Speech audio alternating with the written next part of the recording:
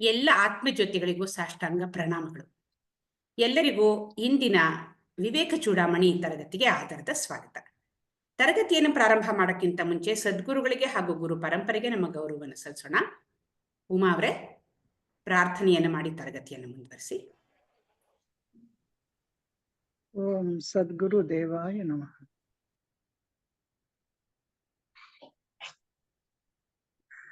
ಗುರುರ್ ಬ್ರಹ್ಮ ಗುರುರ್ವಿಷ್ಣು ಗುರುರ್ದೇವೋ ಮಹೇಶ್ವರಃ.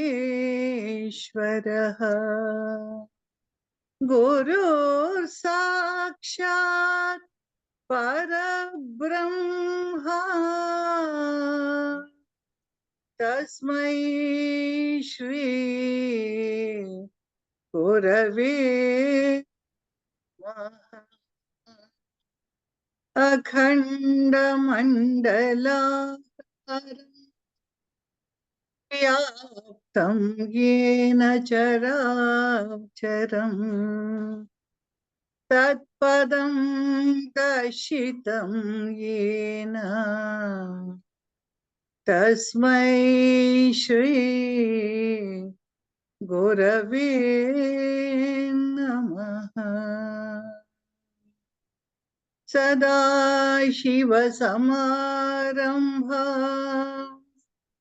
ಶಂಕರಾಚಾರ್ಯಮಧ್ಯಮಾಂ ಅಸ್ಮದಾಚಾರ್ಯಪರ್ಯಂತಾಂ ವಂದೇ ಗುರುಪರಂಪರಾಂ. ನಾರಾಯಣ ಸಮಾರಂಭಾ ಶಂಕರಾಚಾರ್ಯಮಧ್ಯಮಾಂ ಅಸ್ಮದಾಚಾರ್ಯಪರ್ಯಂತಾಂ ವಂದೇ ಗುರುಪರಂಪರಾಂ. ಧ್ಯಾನಮೂಲಂ ಗುರೋರ್ಮೂರ್ತಿಃ ಪೂಜಾಮೂಲಂ ಗುರೋರ್ಪದಂ ಮಂತ್ರಮೂಲಂ ಗುರೋರ್ವಾಕ್ಯಂ ಮೋಕ್ಷಮೂಲಂ ಗುರೋರ್ಕೃಪಾ. ಮೋಕ್ಷಮೂಲಂ ಗುರೋರ್ಕೃಪಾ.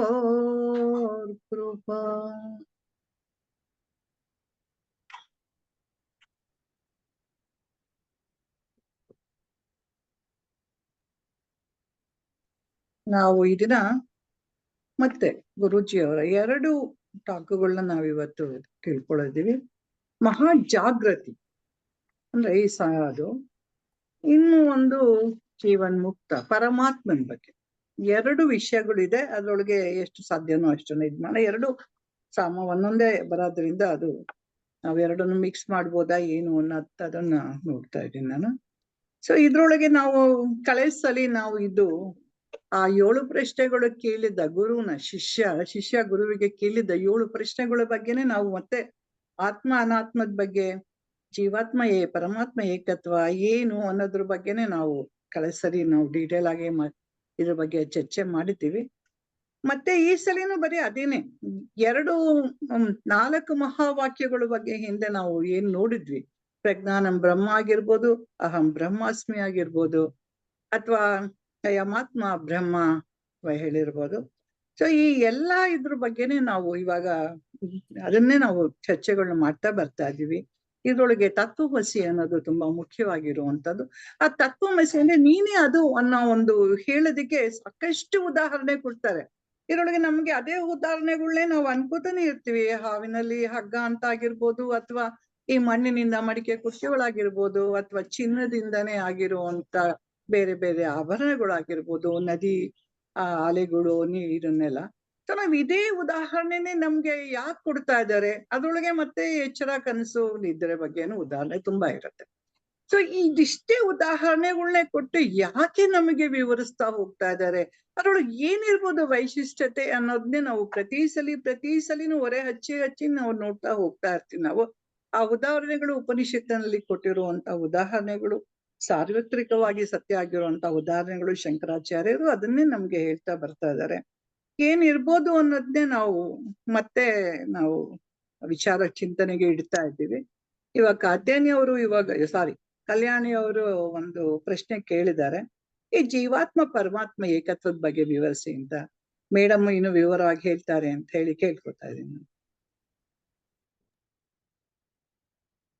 ಅದೇ, ಇದು ಕಳೆದ ತರಗತಿಯಲ್ಲೂ ನಾವು ಇದ್ರ ಬಗ್ಗೆ ಮಾತಾಡ್ಕೊಂಡಿದ್ವಿ. ಈಗ ಇಲ್ಲಿ ಇವರು ಉಮಾ ಅವ್ರು ಹೇಳ್ದಂಗೆ ಇದು ಮುಖ್ಯವಾಗಿ ಈ ವಿಷಯವೇ ಅದು. ಜೀವಾತ್ಮ ಪರಮಾತ್ಮ ಏಕತ್ವವನ್ನು ಹೇಳುವಂಥದ್ದೇನೆ ಈ ಶ್ರುತಿ ನಮಗೆ ಹೇಳ್ತಾ ಇರೋದು. ಅವ್ರು ಹೇಳಿದ್ರು ಮಹಾವಾಕ್ಯಗಳು ಅದೇ ಹೇಳ್ತಾ ಇದೆ. ಎಷ್ಟು ಮಹಾವಾಕ್ಯಗಳನ್ನು ತಗೊಂಡ್ರು ಅದೇನೇನೆ. ನಾವು ಮುಖ್ಯವಾಗಿ ತಿಳ್ಕೊಳ್ಬೇಕಾಗಿರುವಂಥದ್ದು ಅದೇನೇನೆ. ಯಾವುದನ್ನು ತಿಳ್ಕೊಂಡ್ರೆ ಎಲ್ಲವನ್ನೂ ತಿಳ್ಕೊಂಡು ಹಂಗಾಗುತ್ತೋ ಅದನ್ನು ತಿಳ್ಕೋ ಅಂತ ಏನು ಹೇಳಿದ್ರು ಶ್ವೇತಕೇತುಗೆ ಉದ್ದಾಲಕರು, ಅದನ್ನೇನೆ. ಏನದು ಅಂತಂದ್ರೆ ಜೀವಾತ್ಮ ಪರಮಾತ್ಮ ಏಕತ್ವ. ಯಾತಕ್ಕೆ ಅದನ್ನು ತಿಳ್ಕೊಬೇಕು ಅಂದ್ರೆ, ನನಗೆ ನಾನಿವಾಗ ಜೀವ ಅಂತ ತಿಳ್ಕೊಂಡಿದ್ದೀನಿ, ನನಗೆ ಬಹಳಷ್ಟು ತೊಂದರೆಗಳಿದೆ, ದುಃಖ ಇದೆ, ನೋವಿದೆ. ಹಾಗಾಗಿ ಈ ದುಃಖ ನೋವಿನಿಂದ ನನಗೆ ಬಿಡುಗಡೆ ಬೇಕಾಗಿದೆ. ಆ ಬಿಡುಗಡೆಯನ್ನು ನಾನು ಹೇಗೆ ಪಡ್ಕೊಳ್ಳೋದು? ನಾನು ಬೇರೆ ಏನೋ ಆಗಕ್ಕೆ ಸಾಧ್ಯವಾ ಅಂತ ಯೋಚನೆ ಬಂದಾಗ ಇದು ನಮಗೆ ಈ ವೇದಾಂತ ಹೇಳ್ತಾ ಹೋಗುತ್ತೆ.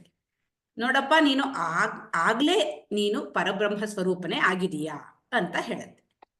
ಅದು ನಮಗೆ ಒಪ್ಕೊಳಕ್ಕಾಗಲ್ಲ. ಅದು ಹೇಗಾಗತ್ತೆ? ನಾನು ಹೆಂಗ್ ಪರಬ್ರಹ್ಮ ಸ್ವರೂಪ? ನಾನು ಇಷ್ಟುದ್ದ ಇಷ್ಟಪ್ಪ ಇಷ್ಟಗಲ ಇದ್ದೀನಿ, ಇವತ್ತಿರ್ತೀನಿ, ನಾಳೆ ಸತ್ತೋಗ್ತೀನಿ, ರೋಗ ಬಂದ್ಬಿಡುತ್ತೆ, ಇನ್ನೊಂದು ಬಂದ್ಬಿಡುತ್ತೆ, ತೊಂದರೆ ಆಗುತ್ತೆ. ನಾನು ಹೇಗೆ ಪರಬ್ರಹ್ಮ ಆಗ್ತೀನಿ? ಪರಬ್ರಹ್ಮ ಅಂತಂದ್ರೆ ಯಾವುದೇ ದುಃಖ ನೋವು ಏನು ಸಂಕಟ ಏನೂ ಇಲ್ಲದೆ ಇರುವಂಥದ್ದು, ಅದು ಪೂರ್ಣಾನಂದ ಅದು ಅಂತಂದ್ಮೇಲೆ ನಾನು ಹೇಗೆ ಅದಾಗ್ತೀನಿ ಅನ್ನೋ ಪ್ರಶ್ನೆ ಸಹಜವಾಗಿ ನಮ್ಗೆಲ್ರಿಗೂ ಬಂದೇ ಬರುತ್ತೆ.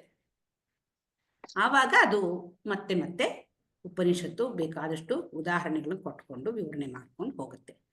ಮೊದಲು ನಮಗೇನು ಕಾಣುತ್ತೆ? ಫಸ್ಟ್ ನಾನಿವತ್ತು ಬೆಳಗ್ಗೆ ಕಣ್ಣು ಬಿಟ್ಟ ತಕ್ಷಣ ಪ್ರತಿನಿತ್ಯ ನನಗೆ ಕಾಣೋದು ನಾನಿದ್ದೀನಿ, ಪ್ರಪಂಚ ಇದೆ, ಈ ಪ್ರಪಂಚವನ್ನು ನೋಡ್ಕೊಳ್ಳೋ ಅಂತ ಈಶ್ವರ ಇದ್ದಾನೆ ಅನ್ನೋದು ಈ ಮೂರು ನನಗೆ ಗೋಚರ ಆಗುವಂಥದ್ದು.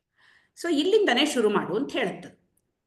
ಇವಾಗ ನೀನಿದೆಯಾ ಅಲ್ವಾ? ಹೌದು. ಪ್ರಪಂಚ ನೀನು ನೋಡ್ತಾ ಇದೆಯಾ? ಹೌದು. ಈಶ್ವರ ಇದ್ದಾನೆ ಅಂತ ಹೇಳ್ತಿದೀಯ. ಇವಾಗ ಇದ್ರದ್ದು ಮೂರರದ್ದು ಸತ್ಯ ತಿಳ್ಕೊ, ಇದು ನಿಜವಾಗ್ಲೂ ಏನು ಅಂತ ತಿಳ್ಕೊ ಅಂತ ಹೇಳ್ತಾ ಹೋಗುತ್ತೆ. ಇವಾಗ ನೀನು ಅಂತ ನಿನ್ನನ್ನು ನೀನು ಹೇಳ್ಕೊತಾ ಇದೀಯ. ನೀನು ಕಲ್ಯಾಣಿ, ನೀನು ಕಾತ್ಯಾಯನಿ, ನೀನು ಉಮಾ, ಈ ಥರ ಹೇಳ್ತಾ ಹೋಗ್ತಾ ಇದೀಯ. ಅದು ನಿಜವಾಗ್ಲೂ ನೀನಾ ಅಂತ ಪರೀಕ್ಷೆ ಮಾಡು ಅಂತ ಹೇಳುತ್ತೆ. ಇವಾಗ ನಾನೇನು ಅಂದ್ಕೊಂಡಿರ್ತೀನಿ, ನಾನು ಕಾತ್ಯಾಯನಿ ಆದ ನಾನು ಪ್ರಪಂಚವನ್ನು ನೋಡ್ತಾ ಇದ್ದೀನಿ, ನಾನಿದ್ದೀನಿ, ಪ್ರಪಂಚ ಇದೆ, ಎರಡು ಬೇರೆ ಆಯ್ತು. ಈಶ್ವರ ಇದ್ದಾನೆ, ಮೂರನೇದೊಂದಿದೆ. ಹೀಗಿದೆ ಅಂತ ನನ್ನ ನಂಬಿಕೆ, ನಮ್ಮೆಲ್ಲರ ನಂಬಿಕೆ. ಆದರೆ ಅದು ಹೇಳುತ್ತೆ, ನೋಡಪ್ಪ, ನೀನು ಬೇರೆ, ಪ್ರಪಂಚ ಬೇರೆ ಅಲ್ಲ. ನೀನು ಪ್ರಪಂಚ ಎರಡು ಒಂದೇನೆ. ಅಂದ್ರೆ ಈ ದೇಹ ಮನಸ್ಸು ಬುದ್ಧಿಯು ಪ್ರಪಂಚಕ್ಕೆ ಸೇರಿರುವಂಥದ್ದು. ನೀನ್ ಅಂದ್ಕೊಂಡಿದ್ಯಾ ನೀನ್ ದೇಹ ಮನಸ್ಸು ಬುದ್ಧಿ ಅಂತ. ಆದ್ರೆ ಇವಾಗ ನಿನ್ನನ್ನು ಕೂಡ, ಅಂದ್ರೆ ಈ ದೇಹ ಮನಸ್ಸು ಬುದ್ಧಿಯನ್ನು ಕೂಡ ನೀನು ಅರಿಯಬಲ್ಲೆ, ನೀನು ತಿಳ್ಕೊಳ್ಬಲ್ಲೆ, ಅದನ್ನು ಫಸ್ಟ್ ಗಮನಿಸು ಅಂತ ಹೇಳುತ್ತೆ. ಹಾಗೆ ನಾವು ಸೂಕ್ಷ್ಮವಾಗಿ ಗಮನಿಸಿದಾಗ ಹೌದಲ್ಲ ಅನ್ಸುತ್ತೆ. ಯಾಕೆಂದ್ರೆ ನನಗೆ ಈ ದೇಹದಲ್ಲಿ ಏನೇನು ವೈಪರೀತ್ಯಗಳಾಗ್ತಾ ಇದೆ ನನಗೆ ಗೊತ್ತಾಗ್ತಾ ಇರುತ್ತೆ. ಮನಸ್ಸಿನಲ್ಲಿ ಏನೇನು ಆಲೋಚನೆಗಳು ಬರ್ತಾ ಇದೆ ಗೊತ್ತಾಗ್ತಾ ಇರುತ್ತೆ. ಬುದ್ಧಿಯಲ್ಲಿ ಏನೇನು ನಿರ್ಧಾರಗಳಾಗ್ತಾ ಇದೆ ಗೊತ್ತಾಗ್ತಾ ಇರುತ್ತೆ. ಹೌದು, ಇದೆಲ್ಲ ನನಗೆ ಗೊತ್ತಾಗ್ತಾ ಇದೆ ಅಂದಮೇಲೆ ನಾನು ಈ ದೇಹ ಮನಸ್ಸು ಬುದ್ಧಿಯಿಂದ ಬೇರೆ ಆಗಿದ್ರೆ ಮಾತ್ರನೇ ಅದು ಗೊತ್ತಾಗಕ್ಕೆ ಸಾಧ್ಯ. ಅದಕ್ಕೆ ದೃಗ್ದೃಶ್ಯ ವಿವೇಕದಲ್ಲಿ ಬಹಳ ಡೀಟೇಲ್ ಆಗಿ ಹೇಳ್ತಾರೆ. ಯಾವುದೇ ಒಂದು ವಸ್ತುವನ್ನ ನಾನು ನೋಡ್ಬೇಕಾದ್ರೆ ನಾನು ಅದರಿಂದ ಬೇರೆಯಾಗಿರ್ಬೇಕು. ನಾನು ಅದೇ ಆಗ್ಬಿಟ್ಟಿದ್ರೆ ನಾನು ಅದನ್ನು ನೋಡಕ್ ಸಾಧ್ಯ ಇಲ್ಲ ಅಂತ ದೃಗ್ದೃಶ್ಯ ವಿವೇಕ ಹೇಳುತ್ತೆ. ಇವಾಗ ಈ ಲೋಟ ಇದೆ, ಈ ಲೋಟ ನನಗೆ ಹೀಗೆ ಅಂಟ್ಕೊಂಡ್ಬಿಟ್ಟಿದ್ರೆ ನಾನು ಈ ಲೋಟ ನೋಡಕ್ಕಾಗಲ್ಲ. ಈ ಲೋಟ ನನ್ನಿಂದ ಬೇರೆಯಾಗಿದ್ರೆ ನಾನು ಅದನ್ನು ನೋಡ್ಬಹುದು. ಓ, ಇಷ್ಟುದ್ದ ಇದೆ, ಇಷ್ಟ ಅಗಲ ಇದೆ, ಸ್ಟೀಲಿಂದ ಮಾಡಲ್ಪಟ್ಟಿದೆ ಅಂತ ಎಲ್ಲಾನು ನಾನು ನೋಡ್ಬಲ್ಲೆ. ಹಾಗಾಗಿ ಇದರಿಂದ ನಾನು ಬೇರೆಯಾಗಿದ್ರೆ ಮಾತ್ರ ಇದನ್ನ ನೋಡಕ್ ಸಾಧ್ಯ. ಹಾಗಾಗಿರೋದ್ರಿಂದ ಈಗ ನನ್ನ ದೇಹದ ವೈಪರೀತ್ಯಗಳನ್ನು ನಾನು ನೋಡ್ಬಲ್ಲೆ, ಮನಸ್ಸಿನ ಆಲೋಚನೆಗಳನ್ನು ನಾನು ನೋಡ್ಬಲ್ಲೆ, ಬುದ್ಧಿಯ ತೀರ್ಮಾನಗಳನ್ನು ನಾನು ನೋಡ್ಬಲ್ಲೆ ಅಂದಮೇಲೆ ನಾನು ಅದರಿಂದ ಬೇರೆಯಾಗಿ ಇದ್ದೇನೆ, ಅದು ನಾನಲ್ಲ ಅನ್ನೋದು ಮೊದಲನೇದಾಗಿ ನಮಗೆ ತಿಳಿದು ಬರುತ್ತೆ. ನಾನು ಅಂತ ತಿಳ್ಕೊಂಡಿದ್ದಿತ್ತು, ಈಗ ಅಲ್ಲಿಂದ ನಾನು ಬೇರ್ಪಟ್ಟೆ, ಅದರ ಸಾಕ್ಷಿ ನಾನು ಅನ್ನೋ ಹಂತಕ್ಕೆ ಹೋದೆ. ಈ ಸಾಕ್ಷಿ ಅಸಂಗ, ಅಂಟ್ಕೊಂಡಿಲ್ಲ ಇದಕ್ಕೆ. ಅದು ಅಂಟ್ಕೊಳ್ದೆ ಇರೋದ್ರಿಂದಲೇ ಅದಕ್ಕೆ ಅದನ್ನ ನೋಡಕ್ ಸಾಧ್ಯ. ಇದು ಅಂಟ್ಕೊಳ್ದೆ ಇರೋದ್ರಿಂದ ಇದರಲ್ಲಿ ಏನೇನು ವೈಪರೀತ್ಯಗಳಾದ್ರೂ, ಈ ದೇಹ ಮನಸ್ಸು ಬುದ್ಧಿಗಳಲ್ಲಿ ಏನೇನು ವೈಪರೀತ್ಯಗಳಾದ್ರೂ ಇದಕ್ಕೆ ಏನು ಅಂಟೋದಿಲ್ಲ ಅನ್ನೋದು ಸ್ಪಷ್ಟ ಆಗುತ್ತೆ. ನಾನು ಇದಲ್ಲ ಇದು ಅಂತ ಗೊತ್ತಾಗುತ್ತೆ. ಇದು ಜೀವ ನಾನು ಅಂತ ಅಂದ್ಕೊಂಡಿದ್ದೆ, ಜೀವ ಅಲ್ಲ, ಇದಕ್ಕೆ ಎಲ್ಲ ಚೈತನ್ಯವನ್ನು ಕೊಡುವಂಥ ಜೀವಾತ್ಮ ನಾನು ಅನ್ನೋ ಒಂದು ಅರ್ಥೈಸಲಿಕ್ಕೆ ಬರುತ್ತೆ. ಇದಾಯ್ತು. ಹೀಗಾದ್ಮೇಲೆ ಇಲ್ಲಿ ಏನಿತ್ತು, ಈ ದೇಹ ಮನಸ್ಸು ಬುದ್ಧಿ ಏನಿತ್ತು, ಇದು ಕೂಡ ಪ್ರಪಂಚಕ್ಕೆ ಸೇರಿತ್ತು. ಪ್ರಪಂಚದಲ್ಲಿ ಜಡ ಹಾಗೂ ಚೈತನ್ಯಗಳಿದೆ. ಜಡ ಏನಪ್ಪಾ ಅಂತಂದ್ರೆ ಆ ಒಂದು ಪರಬ್ರಹ್ಮ ಅಸ್ತಿತ್ವ ರೂಪದಲ್ಲಿ ಕಾಣ್ತಾ ಇರುವಂಥದ್ದೇ ಜಡ. ಆ ಪರಬ್ರಹ್ಮ ಅರಿವಿನ ರೂಪದಲ್ಲಿ ಕಾಣ್ತಾ ಇದ್ರೆ ಅದು ಚೈತನ್ಯವಾಗಿ ಕಂಡುಬರುತ್ತೆ ಅನ್ನೋದು ಕೂಡ ತಿಳಿಯುತ್ತೆ. ಅಲ್ಲಿಗೆ ಈ ಪ್ರಪಂಚದಲ್ಲಿ ಆ ಪರಬ್ರಹ್ಮ ಸ್ವರೂಪವೇ ಜಡ ಹಾಗೂ ಚೈತನ್ಯವಾಗಿ ವ್ಯಕ್ತ ಆಗ್ತಾ ಇದೆ ಅಂತ ಆಯ್ತು. ಈಗ ಈಶ್ವರ ಈಶ್ವರ ಅಂತ ನಾನೇನು ಹೇಳ್ತಾ ಇದ್ದೀನಿ, ಆ ಈಶ್ವರ ಈ ಸೃಷ್ಟಿನ ಮಾಡಿದಾನೆ ಅಂತ ಮೊದಲು ನಾನು ಅಂದ್ಕೊಂಡಿರ್ತೀನಿ. ವೇದ ಅಂತ ಹೇಳ್ತಾ ಹೋಗುತ್ತೆ, ಸೃಷ್ಟಿ ಅಂತ ಬೇರೆಯಾಗಿ ಇಲ್ಲ, ಆ ಈಶ್ವರನೇ ಸೃಷ್ಟಿಯಾಗಿ ಕಂಡು ಬರ್ತಾ ಇದ್ದಾನೆ, ತೋರ್ಕೊಳ್ತಾ ಇದ್ದಾನೆ ಅಂತ ಹೇಳುತ್ತೆ. ಈಗ ನಾನು ದೇಹ ಮನಸ್ಸು ಬುದ್ಧಿ ಅಲ್ಲ, ಅದನ್ನು ತಿಳಿತಾ ಇರುವಂಥ ಅರಿವು, ಅಸಂಗನಾದ ಶುದ್ಧ ಆತ್ಮಸ್ವರೂಪ ಸಾಕ್ಷಿ ಅಂತ ನಾನು ತಿಳ್ಕೊಂಡೆ. ಅದೇ ರೀತಿ ಈಶ್ವರ ಏನು ಅಂತ ಅರ್ಥೈಸ್ಕೊಂಡ್ರೆ, ಈಶ್ವರನ ಉಪಾಧಿ ಈ ಪ್ರಪಂಚ. ನನ್ನ ಉಪಾಧಿ ದೇಹ ಮನಸ್ಸು ಬುದ್ಧಿ, ಈಶ್ವರನ ಉಪಾಧಿ ಈ ಪ್ರಪಂಚ, ವಿಶಾಲವಾದ ಪ್ರಪಂಚ. ಆ ಉಪಾಧಿಯನ್ನ ಬೇರೆ ಮಾಡಿಟ್ರೆ, ನಾನು ಹೇಗೆ ಇದರಿಂದ ಬೇರೆಯಾಗಿ ನನ್ನನ್ನು ನಾನು ನೋಡಿದ್ನೋ ಅದೇ ರೀತಿಯಾಗಿ ಈಶ್ವರನನ್ನ ಉಪಾಧಿಯಿಂದ ಬೇರೆ ಮಾಡಿದ್ರೆ ಅಲ್ಲಿ ಈಶ್ವರ ಕೂಡ ಬರೀ ಚೈತನ್ಯ ರೂಪಿಯಾಗಿ ಇದ್ದಾನೆ ಅನ್ನೋದು ನನಗೆ ಅರ್ಥ ಆಗುತ್ತೆ. ನಾನು ಹೇಗೆ ಸಾಕ್ಷಿಯಾದ ಚೈತನ್ಯ ರೂಪಿಯಾಗಿದ್ದೀನೋ ಈಶ್ವರನೂ ಕೂಡ ಅದೇ ರೀತಿ ಚೈತನ್ಯ ರೂಪಿಯಾಗಿದ್ದಾನೆ. ಅವನಿಗೆ ಈ ಜಗತ್ತು ಉಪಾಧಿಯಾಗಿದೆ. ಜಗತ್ತಿನ ಉಪಾಧಿಯನ್ನು ಈಶ್ವರನಿಂದ ತೆಗೆದ್ರೆ, ನನ್ನಿಂದ ದೇಹ ಮನಸ್ಸು ಬುದ್ಧಿಯ ಉಪಾಧಿಯನ್ನು ತೆಗೆದ್ರೆ ನಾನು ಚೈತನ್ಯ, ಈಶ್ವರನು ಚೈತನ್ಯ. ಆ ದೃಷ್ಟಿಯಲ್ಲಿ ನಾನು ಮತ್ತು ಈಶ್ವರ ಎರಡೂ ಒಂದೇ ಅಂತ ಆಗುತ್ತೆ. ಆ ಪರಬ್ರಹ್ಮ ವಸ್ತು ಏನಿದೆ ಅದು ಸತ್ ಚಿತ್ ಆನಂದ ಸ್ವರೂಪ. ಅದಕ್ಕೆ ಯಾವುದೇ ಆಕಾರ ಇಲ್ಲ, ಬಣ್ಣ ಇಲ್ಲ, ರೂಪ ಇಲ್ಲ, ಏನೂ ಇಲ್ಲ. ಅದು ತನ್ನಷ್ಟಕ್ಕೆ ತಾನೇ ಇರುವಂಥ ಪರಬ್ರಹ್ಮ. ಆ ಪರಬ್ರಹ್ಮ ಈಶ್ವರನಾಗೂ ಕಂಡು ಬರ್ತಾನೆ ಮತ್ತು ಜೀವಿಯಾಗೂ ಕಂಡು ಬರ್ತಾನೆ. ಪ್ರಪಂಚವಾಗಿ ತೋರ್ಕೊಂಡಾಗ ಈಶ್ವರ ಅಂತ ಕರೆಸ್ಕೊಳ್ತಾನೆ. ಆ ಪ್ರಪಂಚದಲ್ಲಿ ಒಂದು ಜೀವಿಯಾಗಿ ವ್ಯಷ್ಟಿಯಾಗಿ ನೋಡಿದಾಗ ಅವನೇ ಆ ಜೀವಿಯಾಗಿ ಕಂಡು ಬರ್ತಾನೆ. ಅಲ್ಲಿರೋದು ಪರಬ್ರಹ್ಮ ಸ್ವರೂಪ ಮಾತ್ರವೇ, ಅದೇ ಜೀವಾತ್ಮನೂ ಆಗಿ ಅದೇ ಪರಮಾತ್ಮನೂ ಆಗಿದೆ ಅಂತ ವಿವರಣೆ ಕೊಡ್ತಾ ಹೋಗ್ತಾರೆ. ಹಾಗೆ ವಿವರಣೆ ಕೊಟ್ಟಾಗ ಜೀವಾತ್ಮ ಪರಮಾತ್ಮ ಎರಡೂ ಒಂದೇ. ನಾನು ಸಚ್ಚಿತ್ ಆನಂದ ಸ್ವರೂಪವೇ ಹೊರತು ನಾನು ಬಿದ್ದು ಹೋಗುವಂಥ ನಶ್ವರವಾದಂಥ ದೇಹ ಮನಸ್ಸು ಬುದ್ಧಿ ಅಲ್ಲ ಅನ್ನೋದು ಗೊತ್ತಾಗುತ್ತೆ. ಹಾಗೆ ಗೊತ್ತಾದಾಗ ನನಗೆ ನಾನು ಸದಾ ಆನಂದವಾಗಿರುವಂಥ ಆನಂದ ಸ್ವರೂಪಿ ಅಂತ ಗೊತ್ತಾಗುತ್ತೆ. ಯಾಕೆಂದ್ರೆ ಯಾವುದಕ್ಕೂ ಅಂಟ್ಕೊಳ್ದೇ ಇದ್ದಾಗ ನನಗೆ ದುಃಖ ಅನ್ನೋದೇ ಇಲ್ಲ. ಈ ದೇಹ ಮನಸ್ಸು ಬುದ್ಧಿಯಲ್ಲಿ ಏನೇ ಬದಲಾವಣೆಗಳಾಗ್ತಾ ಇದ್ರು ನನ್ನಲ್ಲಿ ಯಾವ ಬದಲಾವಣೆಯೂ ಇಲ್ಲ, ನಾನು ಆನಂದವಾಗಿದ್ದೀನಿ ಅನ್ನೋ ಸ್ಪಷ್ಟತೆ ಕೂಡ ಬರುತ್ತೆ. ಹಾಗಾಗಿ ಜೀವ ಈಶ್ವರ ಏಕತ್ವವನ್ನ, ಜೀವಾತ್ಮ ಪರಮಾತ್ಮ ಏಕತ್ವವನ್ನ ಹೇಳಿ ನನ್ನ ಸ್ವರೂಪ ಏನು, ಪರಮಾತ್ಮನ ಸ್ವರೂಪ ಏನು ಅನ್ನೋದನ್ನು ಸ್ಪಷ್ಟವಾಗಿ ತಿಳಿಸ್ಕೊಡುತ್ತೆ ವೇದಾಂತ. ಹಾಗೆ ತಿಳಿದಾಗ ನಾನು ಸಚ್ಚಿದಾನಂದ ಸ್ವರೂಪಿ ಎನ್ನುವ ಒಂದು ಜ್ಞಾನ ಬರುತ್ತೆ. ಆ ಜ್ಞಾನದಲ್ಲಿ ಆಮೇಲೆ ದೃಢವಾಗಿ ನಿಲ್ಲಬೇಕು. ಆ ನಿಲ್ಲೋ ಪ್ರಯತ್ನ ಇವಾಗ ನಾವು ಮಾಡ್ತಾ ಇದ್ದೀವಿ. ಅದನ್ನ ನಿಧಿಧ್ಯಾಸದಿಂದ ಮಾಡುವಂಥದ್ದು. ಅಂದ್ರೆ ಪದೇ ಪದೇ ಪದೇ ಪದೇ ಅದನ್ನು ವಿಚಾರ ಮಾಡ್ತಾ ಮಾಡ್ತಾ ನಾನ್ ದೇಹ ಅಂತ ಬರ್ತಾ ಇರೋ ವಿಚಾರಗಳನ್ನು ಹೊರದೂಡ್ತಾ ಈ ವಿಚಾರವನ್ನ ದೃಢವಾಗಿ ಸ್ಥಾಪಿಸ್ತಾ ಬರಬೇಕು. ಅದೇ ನಿಧಿಧ್ಯಾಸ. ಅದನ್ನ ಮಾಡಿಕೊಂಡಾಗ ನಾನು ಬ್ರಹ್ಮನಿಷ್ಠನಾಗಿ ನಿಲ್ಲೋದಕ್ಕೆ ಸಾಧ್ಯ ಆಗುತ್ತೆ. ಕಲ್ಯಾಣಿಯವ್ರಿಗೆ ಇದು ಒಂದು ಕ್ಲಾರಿಟಿ ಬಂದಿದೆ. ಥ್ಯಾಂಕ್ ಯು ಮೇಡಮ್, ಚೆನ್ನಾಗಿ ಅರ್ಥ ಆಯ್ತು. ಅದೇ ಮುಂದುವರಿ. ನಮ್ಮ ಉಪಾಧಿಯನ್ನು ತೆಗಿಬೇಕು, ಈಶ್ವರನ ಉಪಾಧಿಯನ್ನು ತೆಗೆದ್ರೆ ಅವಾಗ ನಾನು ಈಶ್ವರ ಒಂದೇ ಅಂತ ಜ್ಞಾನ ಉಪಾಧಿ ನಮ್ಮೊಳಗೆ ಇದ್ದಾಗ ನಾನು ಈಶ್ವರ ಒಂದೇ ಆಗಕ್ ಸಾಧ್ಯನೇ ಇಲ್ಲ. ಉಪಾಧಿ ಇಲ್ಲ. ಇದ್ದಾಗ ನಾನು ಚಿಕ್ಕವನೇನೆ ಈಶ್ವರ, ಸರ್ವವ್ಯಾಪಿನೇ, ಸರ್ವಜ್ಞನೇ. ಆದ್ರೆ ಆ ಉಪಾಧಿಗಳನ್ನ ತೆಗೆದು ನೋಡಿದಾಗ ನಾನು ಚೈತನ್ಯ ಸ್ವರೂಪಿಯೇ, ಈಶ್ವರನು ಚೈತನ್ಯ ಸ್ವರೂಪಿಯೇ. ಆ ಚೈತನ್ಯವನ್ನು ಬಿಟ್ಟು ಬೇರೆ ಇನ್ನೇನು ಇಲ್ಲ, ಅದೇ ಪರಬ್ರಹ್ಮ ಅನ್ನೋದು ನಮ್ಗೆ ಆ ಪದೇ ಪದೇ ಆ ವಿಚಾರವನ್ನ ಮಾಡ್ತಾ ಮಾಡ್ತಾ ಈ ಒಂದು ಅಲ್ಪತೆಯನ್ನ ನಾವು ಕಳ್ಕೊಳ್ಬೇಕು. ಮೇಡಮ್, ಈಶ್ವರನು ನಮ್ ಸೃಷ್ಟಿನೇ ಅಲ್ವಾ? ಈಶ್ವರನು ನಮ್ಮ ಸೃಷ್ಟಿ ಅಂದ್ರೆ ಯಾರ ಸೃಷ್ಟಿ? ಮೇಡಮ್, ಯಾರ ಸೃಷ್ಟಿ? ಈ ಒಂದ್ ಜೀವನ್ ಸೃಷ್ಟಿನೇ ಅಲ್ಲ. ಅಲ್ಲ, ಅಂದ್ರೆ ಈಶ್ವರ ಅಂದ್ರೆ ಇವಾಗ ಒಬ್ಬ ಅಂದ್ರೆ ದೇವರಿದ್ದಾನೆ ಅಂತ ನಾವು ಹೇಳ್ತೀವಲ್ಲ, ಆ ದೇವರಿಗೆ ನಾವು ನಮ್ ಥರಾನೇ ರೂಪಗಳನ್ನೆಲ್ಲ ಕೊಡ್ತೀವಿ, ಅದು ನಮ್ಮ ಸೃಷ್ಟಿ.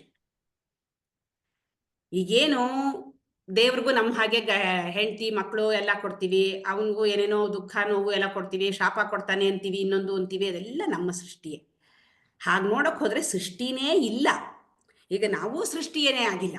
ಆ ಥರ ನೋಡಕ್ ಹೋದ್ರೆ ನಾವೂ ಇಲ್ಲ, ಈಶ್ವರನೂ ಇಲ್ಲ, ಇರೋದು ಪರಬ್ರಹ್ಮ ಮಾತ್ರವೇ. ಆದ್ರೆ ಒಂದ್ಸರ್ತಿ ನಾವು ಈ ಕಡೆಗೆ ಬಂದ್ಬಿಟ್ರೆ, ಸೃಷ್ಟಿ ಮೂಲಕ ಪ್ರಶ್ನೆ ಮಾಡ್ತಾ ಹೋದಾಗ ಇದನ್ನೆಲ್ಲ ಉತ್ತರಗಳು ಬರ್ತಾ ಹೋಗುತ್ತೆ. ಇಲ್ಲ ಆದ್ರೆ ಬ್ರಹ್ಮ ಒಂದೇ, ಇರೋದು ಬ್ರಹ್ಮ ಮಾತ್ರವೇ. ಬ್ರಹ್ಮನನ್ನ ಬಿಟ್ರೆ ಬೇರೆ ಏನೂ ಇಲ್ಲ. ಆ ಬ್ರಹ್ಮನೇ ಈಶ್ವರನಾಗೂ ಕಂಡು ಬರ್ತಾ ಇರೋದು, ಆ ಬ್ರಹ್ಮನೇ ಈ ಜೀವನಾಗೂ ಕಂಡು ಬರ್ತಾ ಇರೋದು. ಇವಾಗ ನೀರು ಮಾತ್ರನೇ ಇರುವಂಥದ್ದು, ಅಲ್ಲಿ ಅಲೆ ಅನ್ನೋದು ಇಲ್ವೇ ಇಲ್ಲ. ಅಲೆನಲ್ಲಿ ಇರೋದು ಏನು? ನೀರೇ ತಾನೆ. ಗುಳ್ಳೆಯಲ್ಲಿ ಇರೋದೇನು? ನೀರೇನೆ. ನೀರು ಮಾತ್ರನೇ ಇರೋದು. ನೀರಿನ ದೃಷ್ಟಿಯಿಂದ ನೋಡಿದಾಗ ಅಲ್ಲಿ ಬೇರೆ ಒಂದು ಅಲೆ, ಗುಳ್ಳೆ, ನೊರೆ ಅನ್ನೋದು ಇದೆ ಅಂತ ಇಲ್ವೇ ಇಲ್ಲ. ನೀರು ಮಾತ್ರ ಇದೆ. ಆದ್ರೆ ಈ ಕಡೆ ದೃಷ್ಟಿಯಿಂದ ನೋಡಿದಾಗ ನಮ್ಗೆ ಅಲೆ ಇದೆ, ಗುಳ್ಳೆ ಇದೆ, ನೀರಿದೆ ಅಂತ ಹೇಳ್ತೀವಿ. ಹಾಗೆ ಹೇಳಿದಾಗ ನಮ್ಗೆ ಹಾಗಾದ್ರೆ ಅದೆಲ್ಲ ಏನು? ಯಾಕೆಂದ್ರೆ ಅದಕ್ಕೆಲ್ಲ ನಾಶ ಇದೆಯಲ್ಲ, ಭಯ ಇದೆ ಅದಕ್ಕೆಲ್ಲ. ಅವಾಗ ಅದಕ್ಕೆ ವಿವರಣೆ ಬೇಕು. ಅವಾಗ ಅಲೆಗೆ ಹೇಳ್ಬೇಕು ನಾವು, ಅಯ್ಯೋ ಅಲೆ ಏನು ಹೆದರ್ಕೋಬೇಡಪ್ಪ, ನೀನ್ ನಿಜವಾಗ್ಲೂ ನೀರೇನೆ, ನೀನು ಅಲೆ ಅಂತ ನೀನ್ ಏನ್ ಸೆಪರೇಟ್ ಏನಿಲ್ಲ, ನೀನು ಬರೀ ನಾಮರೂಪ ಅಷ್ಟೇ ಹೊರತು ಅಲ್ಲಿರೋದು ನೀರೇನೆ ಅಂತ ಹೇಳಿದಾಗ ಆ ಅಲೆಗೆ ತಾನ್ ಪರ್ಮನೆಂಟು ಅಂತ ಅರ್ಥ ಆಗುತ್ತೆ. ಇಲ್ದೆ ಹೋದ್ರೆ ಈ ತೊಂದರೆ ಇದ್ದೇ ಇರುತ್ತೆ. ನಿಜವಾಗ್ಲೂ ಸಮುದ್ರ ಇದೆಯಾ? ಸಮುದ್ರ ಇದೆಯಾ? ಅಲೆ ಇದೆಯಾ? ಇದು ಗುಳ್ಳೆ ಇದೆಯಾ ಅಂದ್ರೆ ಸಮುದ್ರನೂ ಇಲ್ಲ, ಅಲೆನೂ ಇಲ್ಲ, ಗುಳ್ಳೆನೂ ಇಲ್ಲ, ಇರೋದು ನೀರು ಮಾತ್ರ. ಹಾಗೆ ಬ್ರಹ್ಮನ ಸೃಷ್ಟಿನೇ ಈಶ್ವರ, ಜೀವ ಎಲ್ಲ. ಸೃಷ್ಟಿ ಇಲ್ಲ, ಸೃಷ್ಟಿನೇ ಇಲ್ಲ. ನಿಜವಾಗ್ಲೂ ನೋಡಕ್ ಹೋದ್ರೆ ಬಂದಿರುವಂತ ಎಲ್ಲ ನಮ್ಗೆ ಅನ್ಸುತ್ತೆ, ನಾವು ಕಣ್ಬಿಟ್ಟ ತಕ್ಷಣ ಕಾಣ್ತಾ ಇದೆಯಲ್ಲ ಇದು, ಇದಕ್ಕೇನಾದ್ರೂ ನಾವು ಎಕ್ಸ್ಪ್ಲನೇಷನ್ ಕೊಟ್ಕೋಬೇಕಲ್ಲ, ಕೊಟ್ಕೊಂಡು ನಮ್ಮ ಮೂಲ ಸ್ವರೂಪ ತಿಳ್ಕೊಬೇಕಲ್ಲ. ಹಾಗೆ ಹಾಗೆ ಆಗೋದಿಲ್ಲ. ಅದಕ್ಕೆ ಸೃಷ್ಟಿ ಇದೆ ಅಂತ ಫಸ್ಟ್ ಒಪ್ಕೋಬೇಕು. ಸೃಷ್ಟಿ ಇದೆ, ನಾನು ಇದ್ದೀನಿ ಅಂತ ಮೊದಲು ಒಪ್ಕೊಂಡು ಆ ಸೃಷ್ಟಿ ಏನು ಅಂತ ವಿಚಾರಣೆ ಮಾಡಬೇಕು. ಈ ದೇಹ ಮನಸ್ಸು ಬುದ್ಧಿ ಏನು ಅಂತ ವಿಚಾರಣೆ ಮಾಡಬೇಕು. ಇದು ನಾನಲ್ಲ ಅಂತ ತಿಳ್ಕೊಳ್ಬೇಕು. ಇದ್ರ ಹಿಂದೆ ಇರೋ ಚೈತನ್ಯ ನಾನು ಅಂತ ತಿಳ್ಕೊಬೇಕು. ಹಾಗೆ ಸೃಷ್ಟಿ ಅನ್ನೋದು ನಿಜವಾಗ್ಲೂ ಇಲ್ಲ, ಕಾಣ್ತಾ ಇದೆ, ಅದ್ರ ಹಿಂದೆ ಇರುವಂಥ ಚೈತನ್ಯ ಈಶ್ವರ ಅಂತ ತಿಳ್ಕೊಬೇಕು. ಹಾಗೆ ತಿಳ್ಕೊಂಡಾಗ ಈಶ್ವರ ನಾನು ಎರಡು ಒಂದೇನೆ. ಅದೇನು ಒಂದೇ ಅಂದ್ರೆ ಅಲ್ಲಿ ಬರೀ ಈಶ್ವರ ಅನ್ನೋನು ಇಲ್ಲ, ಈ ನಾನು ಅನ್ನೋನು ಇಲ್ಲ, ಇರೋದು ಪರಬ್ರಹ್ಮ ಮಾತ್ರವೇ. ಅದ್ ನಾನು ಅಂತ ಹೇಳ್ಕೊಳ್ಳೋದು ಇಲ್ಲ. ಪರಬ್ರಹ್ಮ ಸ್ವರೂಪ ಅದರಷ್ಟಕ್ಕೆ ತಾನು ಶಾಂತವಾಗಿ ಇರೋವಂಥದ್ದು, ಅದು ನಾನು. ಅರ್ಥೈಸಿ ಚೆನ್ನಾಗತ್ತೆ. ಮುಂದುವರಿಸಿ. ನಂಗೆ ಇಲ್ಲಿ ಒಂದು ಸಣ್ಣದು ಕಥೆ ನಪ್ಕ ಬಂತೆ, ಎಲ್ಲ ಒಂದ್ ಕಡೆ ಓದಿದ್ದು. ಸೊ ಏನಾಗತ್ತೆ ಅಂತಂದ್ರೆ, 3 ಮಕ್ಳುಗಳು ಬೇರೆ ಒಂದ್ ಕಡೆ ಎಲ್ಲ ಆಟ ಆಡ್ತಾ ಇರ್ತಾರ. ಅಂದ್ರೆ ಅವ್ರಿಗೆ, ನಮ್ಗೆ ಮಕ್ಳಿಗೆ ಗೊತ್ತು, ಮಕ್ಳಿಗೆ ಯಾವ್ದೇ ಭಾಷೆ ಬೇಡ, ಏನು ಬೇಡ ಅಂತ ಹೇಳಿ. ಸೊ ಅಲ್ಲಿ ಒಬ್ಬ ಅಮೆರಿಕನ್ ಆಗಿರ್ತಾನೆ, ಇನ್ನೊಬ್ಬ ಹಿಂದೂ ಆಗಿರ್ತಾನೆ, ಇನ್ನೊಬ್ಬ ಪರ್ಷಿಯನ್ ಆಗಿರ್ತಾರೆ. 3 ತುಂಬಾ ಖುಷಿಯಾಗಿ ಆಟ ಆಡ್ತಾ ಇರ್ತಾರೆ. ಇನ್ನೊಬ್ಬ ನೋಡಿ ಅವ್ನಿಗೆ ತುಂಬಾ ಸಂತೋಷ ಆಗುತ್ತೆ, ಈ ಮಕ್ಳು ಎಷ್ಟ್ ಚೆನ್ನಾಗಿ ಆಟ ಆಡ್ಕೊಳ್ತಾ ಇದಾರಲ್ಲ ಅಂತ ಏನ್ ಮಾಡ್ತಾನೆ, ಒಂದು 5 ಸೆಂಟ್ ಕೊಡ್ತಾನೆ, ಏನಾದ್ರು ತಗೊಂತೀನಿ ಮಕ್ಳೇ ನೀವು ಅಂತ ಹೇಳ್ತಾನೆ. ಸೊ ಈ ಮಕ್ಳುಗಳಿಗೆ ಏನಾಗುತ್ತೆ, ಎಲ್ಲ ಒಂದ್ ಮಗು ಅದಕ್ಕೆ ಏನ್ ತಗೋಬೇಕು ಅಂದ್ರೆ 3 ಜನ ಒಬ್ಬ ಹೇಳ್ತಾನೆ ವಾಟರ್ ಮೆಲನ್ ಅಂತ ಹೇಳ್ತಾಳೆ, ಇನ್ನೊಬ್ಬ ಹಿಂಡ್ವಾನ ತಗೋಣ ಅಂತಾನೆ, ಇನ್ನೊಬ್ಬ ಟರ್ಬೂಜ್ ತಗೋಣ ಅಂತ ಹೇಳಿ ಗಲಾಟೆ ಮಾಡ್ತಾರೆ. ಇಬ್ರು ಒಬ್ರಿಗೊಬ್ರು ಕಾಂಪ್ರಮೈಸೇ ಆಗೋದಿಲ್ಲ. ಎಲ್ಲರೂ ಗಲಾಟೆ ಮಾಡ್ತಾ ಇರ್ತಾರೆ, ನಮ್ಗೆ ಇದೇ ಬೇಕು, ನಂಗೆ ಇದೇ ಬೇಕು ಅಂತದ್ದು. ಒಬ್ಬ ನೋಡ್ತಾ ಇರ್ತಾನೆ, ಅವನ್ಗೆ ಈ 3 ಜನದ ಭಾಷೆನೂ ಗೊತ್ತಿರುತ್ತೆ. ಅವನಿಗೆ ಪರ್ಷಿಯನ್ನೂ ಗೊತ್ತಿರುತ್ತೆ, ಇಂಗ್ಲಿಷು ಗೊತ್ತಿರುತ್ತೆ, ಪ್ಲಸ್ ಹಿಂದೂ ಇದ್ರದ್ದು ಗೊತ್ತಿರುತ್ತೆ. ಅವನೇನ್ ಮಾಡ್ತಾನೆ, ತುಂಬಾ ಬುದ್ಧಿವಂತಿಕೆಯಿಂದ ಏನ್ ಮಾಡ್ತಾನೆ, ಬನ್ನಿ ಮಕ್ಳೇ ಏನ್ ಸಮಸ್ಯೆ ಅಂತಾನೆ. ಇಲ್ಲ ನನ್ಗೆ ಟರ್ಬೂಜ್ ಬೇಕು ಅಂತ. ಇನ್ನೊಬ್ಬ ವಾಟರ್ ಮೆಲನ್, ನಂಗೆ ಹಿಂಡ್ವಾನ ಬೇಕು ಅಂತಾನೆ. ಅವನಿಗೆ ಗೊತ್ತಾಗತ್ತೆ 3 ಜನದ ಏನ್ ಸಮಸ್ಯೆ ಅಂತ. ಒಂದ್ ಕೆಲಸ ಮಾಡಿ, ಈ 3 ಜನ ಒಂದ್ ಕಡೆ ಕೂತಿರಿ, ನಾ ಕರೆಯೋ ತನಕ ಬರ್ಬೇಡಿ, ಒಬ್ರೊಬ್ರನ್ನೇ ಕರಿತೀನಿ ಅಂತ. ಇವನ್ ಹೋಗ್ತಾನೆ, 5 ಸೆಂಟಿಗೆ ಒಂದ್ ಒಳ್ಳೆ ವಾಟರ್ ಮೆಲನ್ ಹಣ್ಣು ಕೊಂಡ್ಕೊತಾನೆ, ಬರ್ತಾನೆ. ಬಂದಾದ್ಮೇಲೆ ಏನ್ ಮಾಡ್ತಾನೆ, ಒಬ್ರೊಬ್ರೆ ಮಕ್ಳೇ ಬನ್ನಿ ಏನ್ ಕರೀತಾನೆ. ಕರೆದ್ಮೇಲೆ ನಿಂಗಿದೆ ಅಲ್ವಾ ಬೇಕಾಗಿದ್ದು, ನೋಡಿದ್ರೆ ಹಿಂಡ್ವಾನ, ಹೂ ಅಂತ ಖುಷಿಯಾಗಿ ಆ ಮಗು ಹೋಗುತ್ತೆ. ಆಮೇಲೆ ಇನ್ನೊಬ್ಬನ್ ಕರೀತಾನೆ, ನೋಡು ನೀ ವಾಟರ್ ಮೆಲನ್ ತಾನೇ ಬೇಕಾಗಿದ್ದು ಅಂತ. ಹೌದು, ನಂಗೆ ಇದೇ ಹಣ್ಣು ಬೇಕಾಗಿತ್ತು, ನಿಮ್ಗೆ ಹೆಂಗ್ ಗೊತ್ತಾಯ್ತು ಇದು ನಂಗೆ ಈ ಹಣ್ಣು ಇಷ್ಟ ಅಂತ ಹೇಳಿ ಅಂತ. ಸರಿ ಹೋಗ್ತಾನೆ, ಇನ್ನೊಬ್ಬ ಬರ್ತಾನೆ, ಟರ್ಬೂಜ್ ತಗೋ ಅಂತ ಹೇಳ್ತಾನೆ. ಅಂದ್ರೆ ಈಗ ನಾವು ಈ ಅಧ್ಯಾಸ ಅಪವಾದದಲ್ಲಿ ತತ್ವಮಸಿ ಶ್ವೇತಕೇತು ಅನ್ನೋದಕ್ಕೆ ಸಾಕಷ್ಟು ಉದಾಹರಣೆ ಕೊಟ್ಟಾಗ, ಬೇರೆ ಬೇರೆ ಬೇರೆ ನಾಮರೂಪಗಳು ಅವನೊಂದ್ ಭಾಷೆ ಬೇರೆ ಆಗಿರ್ಬೋದು ಅಷ್ಟೇ ಹೊರತು ಮೂಲ ವಸ್ತು ಒಂದೇ ಆಗಿರುತ್ತೆ. ಅದು ಕಲ್ಲಂಗಡಿ ಹಣ್ಣು ಆಗಿರುತ್ತೆ. ಆದ್ರೆ ನಾವು ಭಾಷೆಯಲ್ಲಿ ಏನ್ ಮಾಡ್ತೀವಿ, ಬೇರೆ ಬೇರೆ ಬೇರೆ ಪದಗಳು ತಂದ್ಕೊಂಡು ಏನ್ ಮಾಡ್ತೀವಿ, ಓ ಏನೋ ಗಲಾಟೆ ಮಾಡ್ತೀವಿ, ನಂದೇ ಶ್ರೇಷ್ಠ, ನಂದೇ ಇದೆ ಅಂತ ಹೇಳಿ ಮತಧರ್ಮಗಳು ಎಲ್ಲಾದು ಬರ್ತಾ ಇರುತ್ತೆ. ಹಾಗೆ ನಾವು ಪ್ರತಿ ಸಲ ನೀನು ಮೂಲಕ್ಕೆ ಹೋಗು ಅನ್ನೋ ಒಂದು ಅರ್ಥದಲ್ಲಿನೇ ಸಾಕಷ್ಟು ಉದಾಹರಣೆಗಳನ್ನ ಕೊಟ್ಕೊಂಡು ಬಂದಿರೋಂಥದ್ದು. ನನ್ಗೆ ಅದೊಂದು ಸಣ್ಣದು ಕತೆ ನಾಪ್ಕ ಬಂತು, ಒಂದ್ ಕಡೆ ಓದಿರೋದು. Very nice. ನಾವು ಯಾವಾಗ ಎಲ್ಲಿಗೆ ನೋಡ್ಬೇಕು, ಯಾವ್ದನ್ನ ನೋಡ್ಬೇಕು ಅನ್ನೋದು ಇಟ್ಕೋಬೇಕು ಅನ್ನೋದೇ. ಇವಾಗ ನಾವೆಲ್ಲ ಇಷ್ಟೋ ತನಕ ಈಗ ನೆಕ್ಸ್ಟ್ ಬರೋದೆಲ್ಲ ಅಸ್ತಿತ್ವ ಮತ್ತೆ ನಾಮರೂಪಗಳದೇ ಬರೋದು. ನಾವು ನಾಮರೂಪಗಳನ್ನ ನಾವು ಹೇಗೆ ಅದನ್ನ ಬಿಡಿಸ್ಕೋಬೇಕು ಅಂತ ಹೇಳಿ. ಯಾಕಂದ್ರೆ ಆ ಹಣ್ಣಿಗೆ ಉದಾಹರಣೆ ತಗೊಂಡಾಗ ಒಂದೇ ಹಣ್ಣಿಗೆ ಬೇಕಾಷ್ಟು ಹೆಸರುಗಳಿದೆ. ಅಲ್ಲಿ ಒಂದ್ ಸ್ವಲ್ಪ ಬೇರೆ ಬೇರೆ ದೇಶದಲ್ಲಿ ಒಂದ್ ಚುಚ್ಚೂರು ಸೈಜು ಇದಕ್ ಬೇರೆ ಆಗ್ಬೋದು ಅಷ್ಟೇ ಹೊತ್ತು ಟೇಸ್ಟ್ ಆ ಹಣ್ಣೇನೆ ಅದು, ಅದಕ್ಕೂ ನಾವೇ ಕೊಟ್ಕೊಂಡಿರೋದು ಅದು ಹೆಸರು.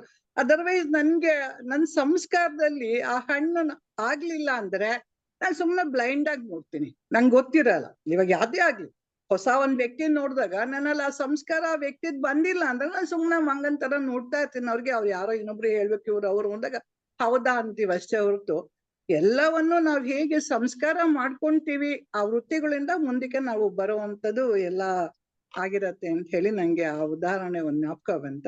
ಅದಕ್ಕೆ ತಮ್ಮ ಮುಂದೆ ಹಂಚ್ಕೊಂಡೆ ನಾನು. ಚೆನ್ನಾಗಿತ್ತು. Very nice.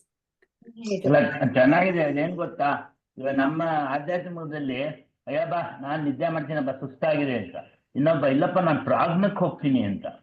ಇಲ್ಲಿ ಈ ಹೆಸರುಗಳು ಬೇರೆ ಬೇರೆ. ನಿದ್ದೆ ಮುಂಚೆ ಈ ಆಧ್ಯಾತ್ಮಿಕ ಬರೋ ಮುಂಚೆ ಬರೀ ನಿದ್ದೆ ಮಾಡ್ತೀವಿ ಅಂತಿದ್ವಿ.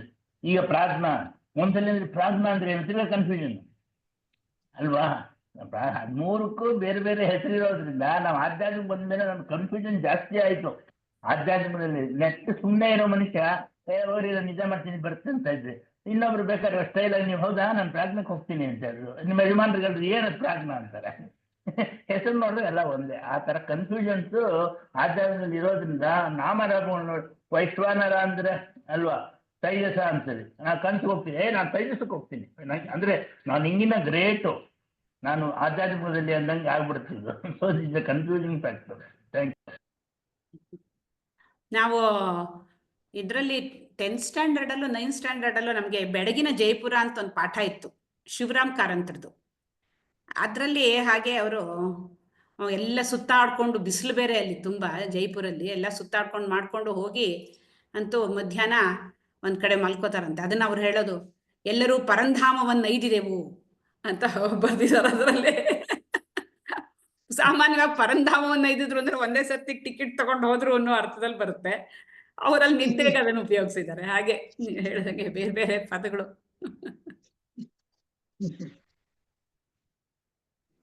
ಸರ್, ನಾವು ಇವತ್ತು ವಿಷಯಕ್ಕೆ ಬರ್ತಾ ಇದ್ದೀವಿ. ಏನು ಇವತ್ತು 2 ಶ್ಲೋಕಗಳನ್ನ ನಾವು ಇದ್ರೊಳಗೆ 39 and 40 2 ಶ್ಲೋಕಗಳು ಬರುತ್ತೆ. ಸೊ ಆ 2 ಶ್ಲೋಕಗಳನ್ನ ನಾನು ಒಂದು ಸಲ ಹೇಳ್ಬಿಡ್ತೀನಿ. ಮತ್ ಕಾರ್ಯಂ ಸಕಲಂ ಘಟಾದಿ ಸತತಂ ಮೃನ್ಮಾತ್ರ ಮೇವಾಹಿತಂ ತದ್ವದ್ ಸಜ್ಜನಿತಂ ಸದಾತ್ಮಕಮಿದಂ ಸನ್ಮಾತ್ರಮೇವಾಖಿಲಂ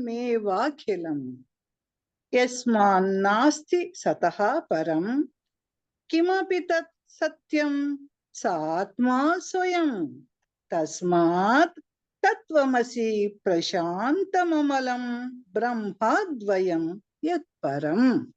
ಅಂತಂದ್ರೆ ಏನು ಅರ್ಥ ಅಂತಂದಾಗ, ಈ ಮಣ್ಣಿನ ಕಾರ್ಯವಾದ ಗಡಿಗೆಯೇ ಮೊದಲಾದವು ಯಾವಾಗಲೂ ಮಣ್ಣೇ ಆಗಿರುತ್ತದೆ. ಹಾಗೆಯೇ ಸದ್ರೂಪವಾದ ಬ್ರಹ್ಮದಿಂದ ಹುಟ್ಟಿರುವ ಈ ಜಗತ್ತೆಲ್ಲವೂ ಸದ್ವಸ್ತುವೇ ಆಗಿದೆ.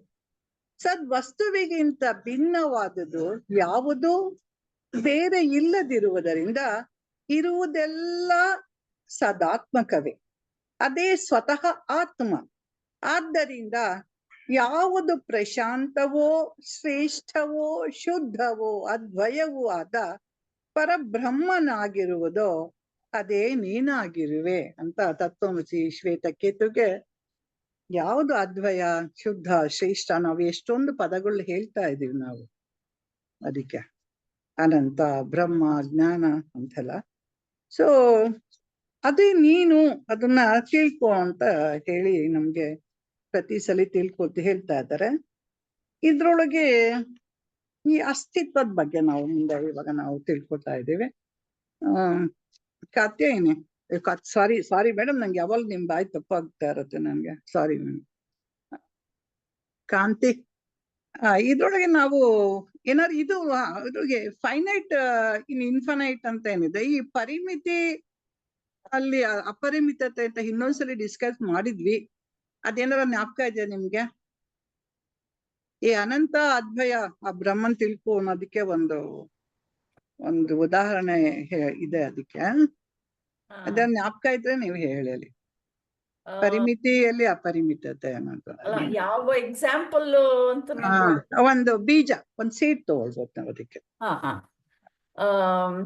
ಅದೇ ಇವಾಗ ಒಂದು ಬೀಜ, ಇವಾಗ ಒಂದು ಮಾವಿನ ಓಟೆ ಅಂತ ತಗೊಂಡ್ರೆ ಅದು ಬಿತ್ತಿ ಆಮೇಲೆ ಅದು ಮೊಳಕೆ ಬಂದು ಅದು ಗಿಡ ಆಗಿ ಮರ ಆಗೋದು, ಅದ್ ಮಾವಿನ ಹಣ್ಣು ಕೊಡೋದೇ ಅಂಥದ್ದೇ ಬೀಜ ಆಗತ್ತೆ. ಸೊ ಅಲ್ಲಿ ನಾವ್ ಇವಾಗ ಹೇಗೆ ಅಂದ್ರೆ ಒಂದು ಲಿಮಿಟೆಡ್ ಅಂತ ತಗೊಂಡ್ರೆ ಪರಿಮಿತಿ ಅದ್ರಲ್ಲಿ ಏನೋ ಆ ಬೀಜದಲ್ಲಿ ಏನಿದೆಯೋ ಅಷ್ಟು ಮಾತ್ರ ಸಾಧ್ಯ. ಅದಿವಾಗ ಅಕಸ್ಮಾತ್ ನಾವು ಬೇರೆ ಬೀಜದಿಂದ ಬೇರೆ, ಇವಾಗ ನಾವು ನೇರಳೆ ಹಣ್ಣಿನ ಬೀಜ ತಗೊಂಡ್ಬಿಟ್ಟು ಮಾವಿನ ಹಣ್ಣು ಬರುತ್ತೆ ಅಂತ ಕಾಯ್ತಿದ್ರೆ ಅದು ಸಾಧ್ಯ ಇಲ್ಲ.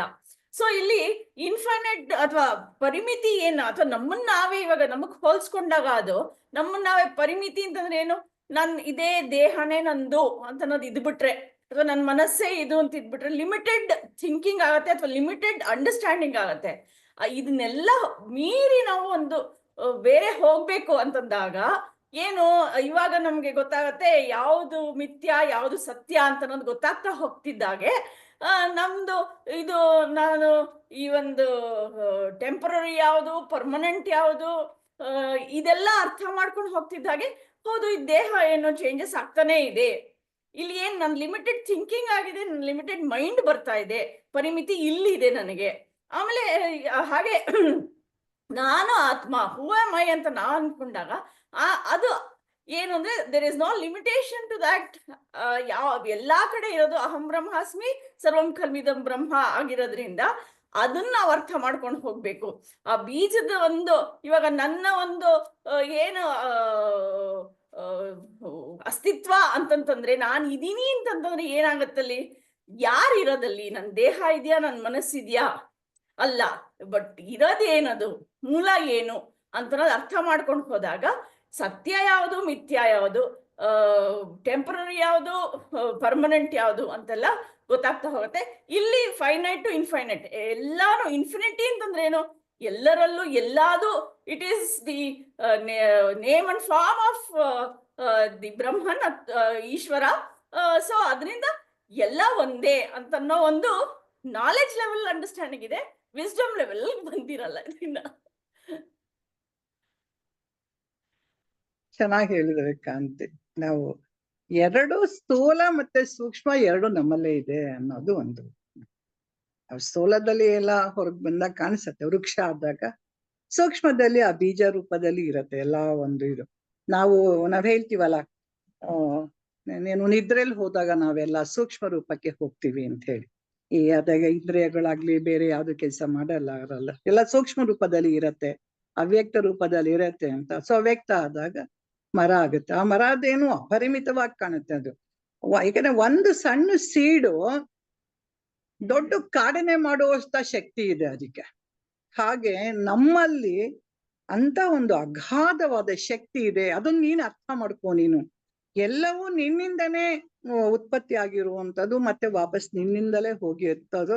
ಅದನ್ನ ನೀನು ಅರ್ಥ ಮಾಡ್ಕೋ ಅನ್ನೋದು ಈ ತತ್ವಮಸಿ ಶ್ವೇತಕೇತುಗೆ ಸಾಕಷ್ಟು ಉದಾಹರಣೆ ಹೇಳಿ ಹೇಳಿ ಹೇಳಿ ನಮ್ಗೆ ತಿಳಿಸ್ತಾ ಬರ್ತಾರೆ. ಅದು ಒಂದ್ ಸಣ್ಣ ಬೀಜದ ಉದಾಹರಣೆ ಹೇಳ್ತಾರೆ. ಇನ್ನು ಅದ್ರೊಳಗೆ ಮುಂದೆ ಹೋದಾಗ ನೀನು ಬೇರೆ ಏನು ಅಂದ್ರೆ, ಬೀಜನ ನಾವ್ 2-3 ಹಂತಕ್ಕೆ ತಗೊಳ್ತೀವಿ. ಒಂದ್ ಹಂತಕ್ಕೆ ಬೀಜ ಅದು ಮತ್ತೆ ಇದಾಗ್ ಹುಟ್ಟಾನೇ ಇರುತ್ತೆ. ನೀನ್ ಇದನ್ನ ಸುಟ್ಬಿಡ್ಬೇಕು ಅಂತ ಹೇಳ್ತಾರೆ. ಯಾಕೆಂತಂದ್ರೆ ನಿನ್ನೊಳಗೆ ಆಸೆ ಬೀಜ ಇದ್ದಾಗ, ನಾ ಬೀಜನ ಯಾವ ತರ ಬೇಕತ್ತು ನನ್ನೊಳಗೊಂದು ಆಸೆ ಬೀಜ ಇದ್ರೆ ಅದ್ ಯಾವಾಗ್ಲೂ ಹೆಮ್ಮರಾಗಕ್ಕೆ ಕಾಯ್ತಾ ಇರುತ್ತೆ.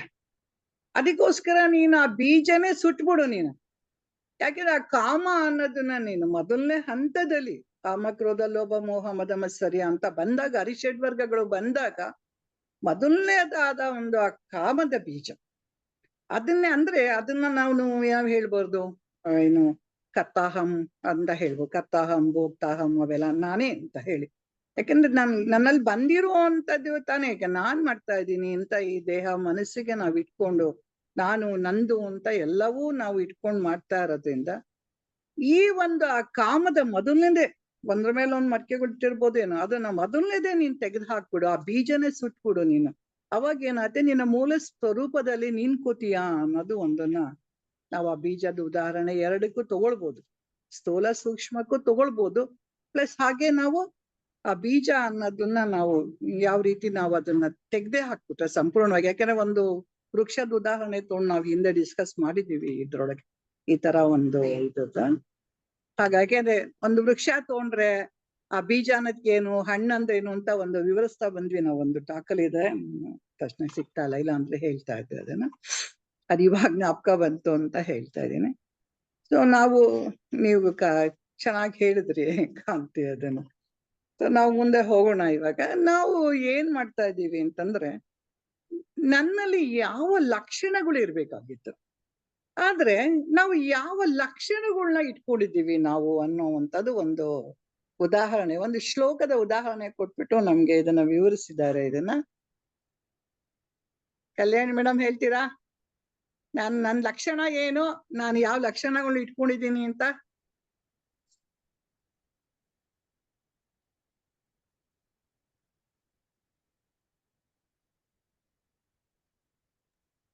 ಅಸ್ತಿತ್ವದ ಬಗ್ಗೆ ಅಲ್ಲ, ಅದ್ನಂತೂ ಗುರೂಜಿ ಅದು ಎಷ್ಟು ಚೆನ್ನಾಗಿ ಹೇಳ್ತಾರ.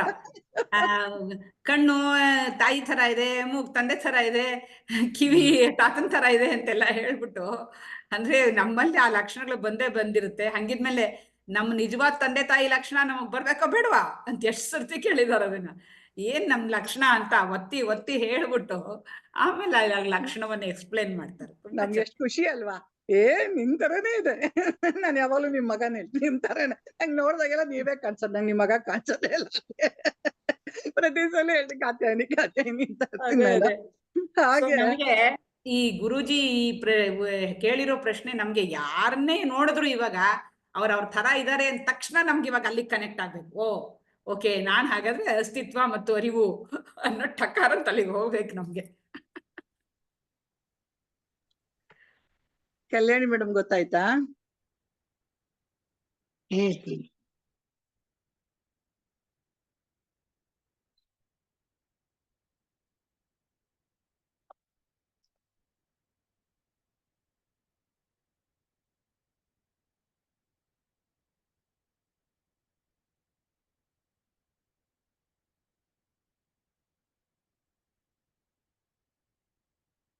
ಇನ್ನು ಫಸ್ಟ್ ಒಳಗೆ ಬಂದ್ಬಿಡತ್ತೆ ಅದು. ತ್ವಮೇವ ಮಾತಾ ಚ ಪಿತಾ ತ್ವಮೇವ. ಪದ್ಯ ಬಂದು ಮುಂದಿಂದ ಹಿಂದಿಂದ ಹೇಳಿದ್ರೆ ಆಯ್ತು ಅಷ್ಟೇ ಅದು. ಹೌದು. ಇದು ತ್ವಮೇವ ಮಾತಾ ಪಿತಾ ತ್ವಮೇವ, ತ್ವಮೇವ ಬಂಧುಸ್ಥ ಸಖಾ ತ್ವಮೇವ, ತ್ವಮೇವ ವಿದ್ಯಾ ಧ್ರುವ ಶ್ರವಣಂ ತ್ವಮೇವ, ತ್ವಮೇವ ದೇವ ಮಮ ದೇವ ದೇವ, ಈಗ ತಂದೆ ತಾಯಿ ಎಲ್ಲ ಬ್ರಹ್ಮನೇ. ಈ ಪರಮಾತ್ಮ ಲಕ್ಷಣ ಎಲ್ಲದರಲ್ಲೂ ಬರುತ್ತೆ. ಎಲ್ಲವೂ ಪರಮಾತ್ಮನೇ. ತಂದೆ ತಾಯಿಯಿಂದಲೇ ಹುಟ್ಟಿದೆ. ಈ ಗುಡ್ಡ ಬೆಟ್ಟ ನೀರು ಪ್ರಾಣಿ ಪಕ್ಷಿಗಳು ಎಲ್ಲವೂ ಆ ಭಗವಂತನಿಂದನೇ ಬಂದಿದೆ. ಈ ಎಲ್ಲರಲ್ಲೂ ಪರಮಾತ್ಮನ ಲಕ್ಷಣನೇ ಕಾಣುತ್ತೆ. ಇದನ್ನೇ ತಿಳ್ಕೋಬೇಕು. ಈಗ ಮಣ್ಣಿಂದ ಮಾಡಿದ ಲೋಟ ಮಡಿಕೆ ಇದೆಲ್ಲ ಮಣ್ಣೇನೆ. ಅದೇ ರೀತಿ ಪ್ರಪಂಚದಲ್ಲಿ ಆಗಿದ್ದೆಲ್ಲ ಪರಬ್ರಹ್ಮ ಸ್ವರೂಪ. ಬ್ರಹ್ಮ ಸ್ವರೂಪ ಆಗಿರೋದ್ರಿಂದ ಬ್ರಹ್ಮಣ ಲಕ್ಷಣನೇ ಕಾಣುತ್ತೆ. ಈ ಸೂರ್ಯ ಇದ್ದಾನೆ, ಬೆಟ್ಟ ಇದೆ, ಚಂದ್ರ ಇದ್ದಾನೆ ಅಂತ ನಾವು ಹೇಳ್ತೀವಿ. ಆದ್ರೆ ಇದೇ ಅನ್ನೋ ಇರುವಿಕೆ ಅದೇ ಅಸ್ತಿತ್ವನೇ ಬ್ರಹ್ಮ. ಆ ಪರಮಾತ್ಮ ಅಸ್ತಿತ್ವ ರೂಪದಲ್ಲಿ ಇದ್ದಾನೆ. ಆದ್ರೆ ಅದಕ್ಕೆ ನಮ್ಮಲ್ಲಿ ಆಸ್ತಿಕರು ನಾಸ್ತಿಕರು ಅಂತಾನು ಹೇಳ್ತೀವಿ. ಆಮೇಲೆ ಹೇಳೋಣ, ಅದನ್ನ ನೆಕ್ಸ್ಟ್ ತಗೋಣ ಅದನ್ನ. ಸರಿ, ಅದ್ರಿಂದ ಬ್ರಹ್ಮನ ಲಕ್ಷಣನೇ ಎಲ್ಲದ್ರಲ್ಲೂ ಇರೋದು. ಎಲ್ಲದ್ರಲ್ಲೂ ಬ್ರಹ್ಮನ ಲಕ್ಷಣ ಇರೋದು. ಅದೇ ಇವಾಗ ಮೇಡಮ್ ಹೇಳ್ದಂಗೆ ನಾವು ನನ್ನ ಒಂದು ರೂಪನ ಇಟ್ಕೊಂಡು ನನ್ನ ಮಗ ನನ್ನ ಇದು ಇಲ್ಲ ಇದ್ದಾರೆ ಅಂತ ಒಂದು ಅದನ್ನ ತಗೋಬೇಡಿ.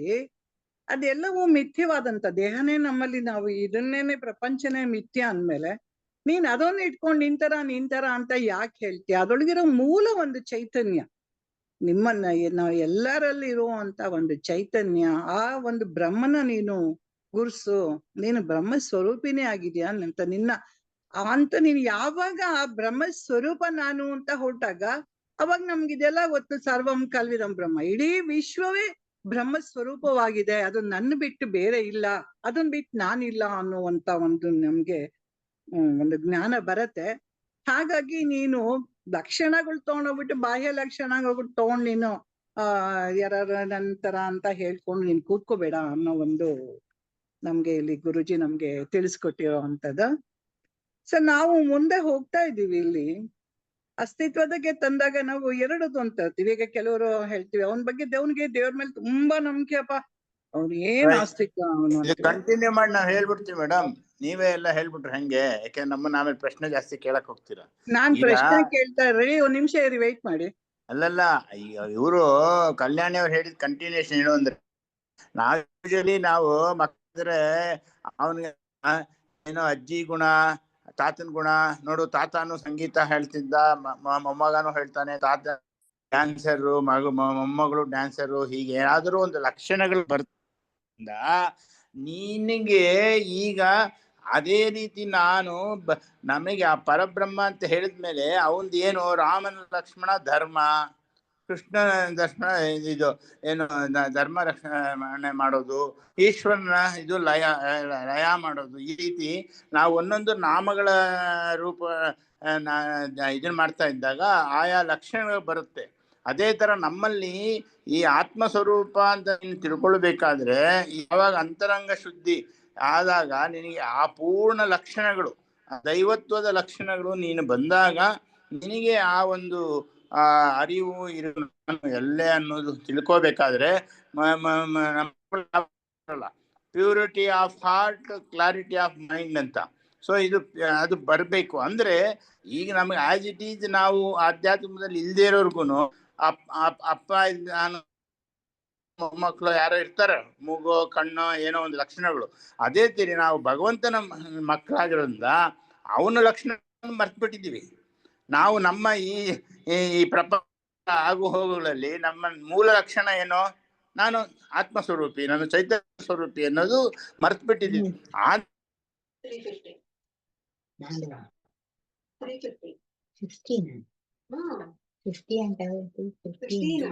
ನಿಮ್ಮ ಆ ಚೈತನ್ಯ ಅಂತ ಹೇಳ್ಬಿಟ್ಟು ಬರೀ ನಾಮರೂಪಗಳು, ಬರೀ ನಮ್ಮ ತಂದೆ ತಾಯಿಗಳು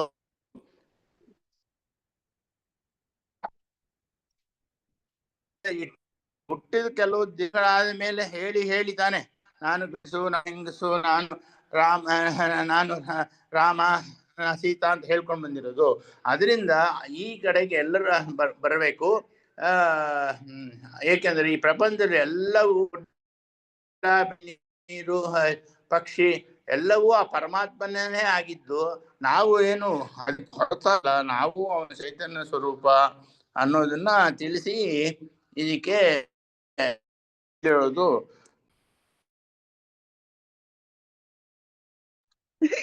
ಒಂದೇ ತರ ಸೂಪರ್ ಫಾಸ್ಟ್ ಆಗಿ ಮೂರ್ತಿಗಳು ಸೂಪರ್ ಫಾಸ್ಟ್ ಆಗಿ ಒಂದೇ ಸಮಯ ಹೇಳಿ ಮುಗಿಸಿದ್ರು. ಸೊ ನಾವು ಏನು ಇರುವಿಕೆ ಅಸ್ತಿತ್ವ ಬಗ್ಗೆ ನಾವು ಮಾತಾಡ್ತಾ ಇದ್ದೀವಿ.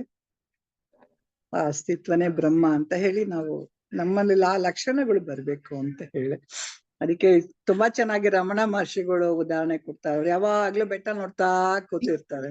ಏನ್ ನೋಡ್ತಾ ಇದೆ ಅಂದ್ರೆ ನನ್ನನ್ನು ನಾನೇ ನೋಡ್ಕೊತಾ ಇದ್ದೀನಿ ಅಂತ ಹೇಳಿ ಯಾವಾಗ್ಲೂ ಅವರು ಉದಾಹರಣೆ ಕೊಡ್ತಾರೆ. ಯಾಕಂದ್ರೆ ತಾನೇ ಬೆಟ್ಟ ಕಾಣ್ತಾ ಇದ್ದೀನಿ, ನನ್ನ ಇರುವಿಕೆನೆ ಎಲ್ಲ ಆಗಿ ಕಾಣಿಸ್ತಾ ಇದೆ ಅಂತ ಅಂದ್ಮೇಲೆ ಅದು ಬೇರೆ ಆಗಿಲ್ಲ ಅನ್ನೋದು ಒಂದು ಉದಾಹರಣೆ ಇದೆ. ಈಗ ವಿಜಯ ಮೇಡಮ್, ಇದನ್ನ ಈ ಆಸ್ತಿಕರು ನಾಸ್ತಿಕರು ಅಂತ ಬೇರೆ ಇದೆಯಾ ಏನು ಹಾಗಾದ್ರೆ ಅನ್ನೋದು ಒಂದು ಹಣ್ಣಿನ ಉದಾಹರಣೆ ಎಲ್ಲ ಕೊಟ್ಟು ಹೇಳಿದಾರೆ ಗುರೂಜಿ. ಹೇಳ್ತೀರಾ ಮೇಡಮ್, ವಿಜಯ ಮೇಡಮ್?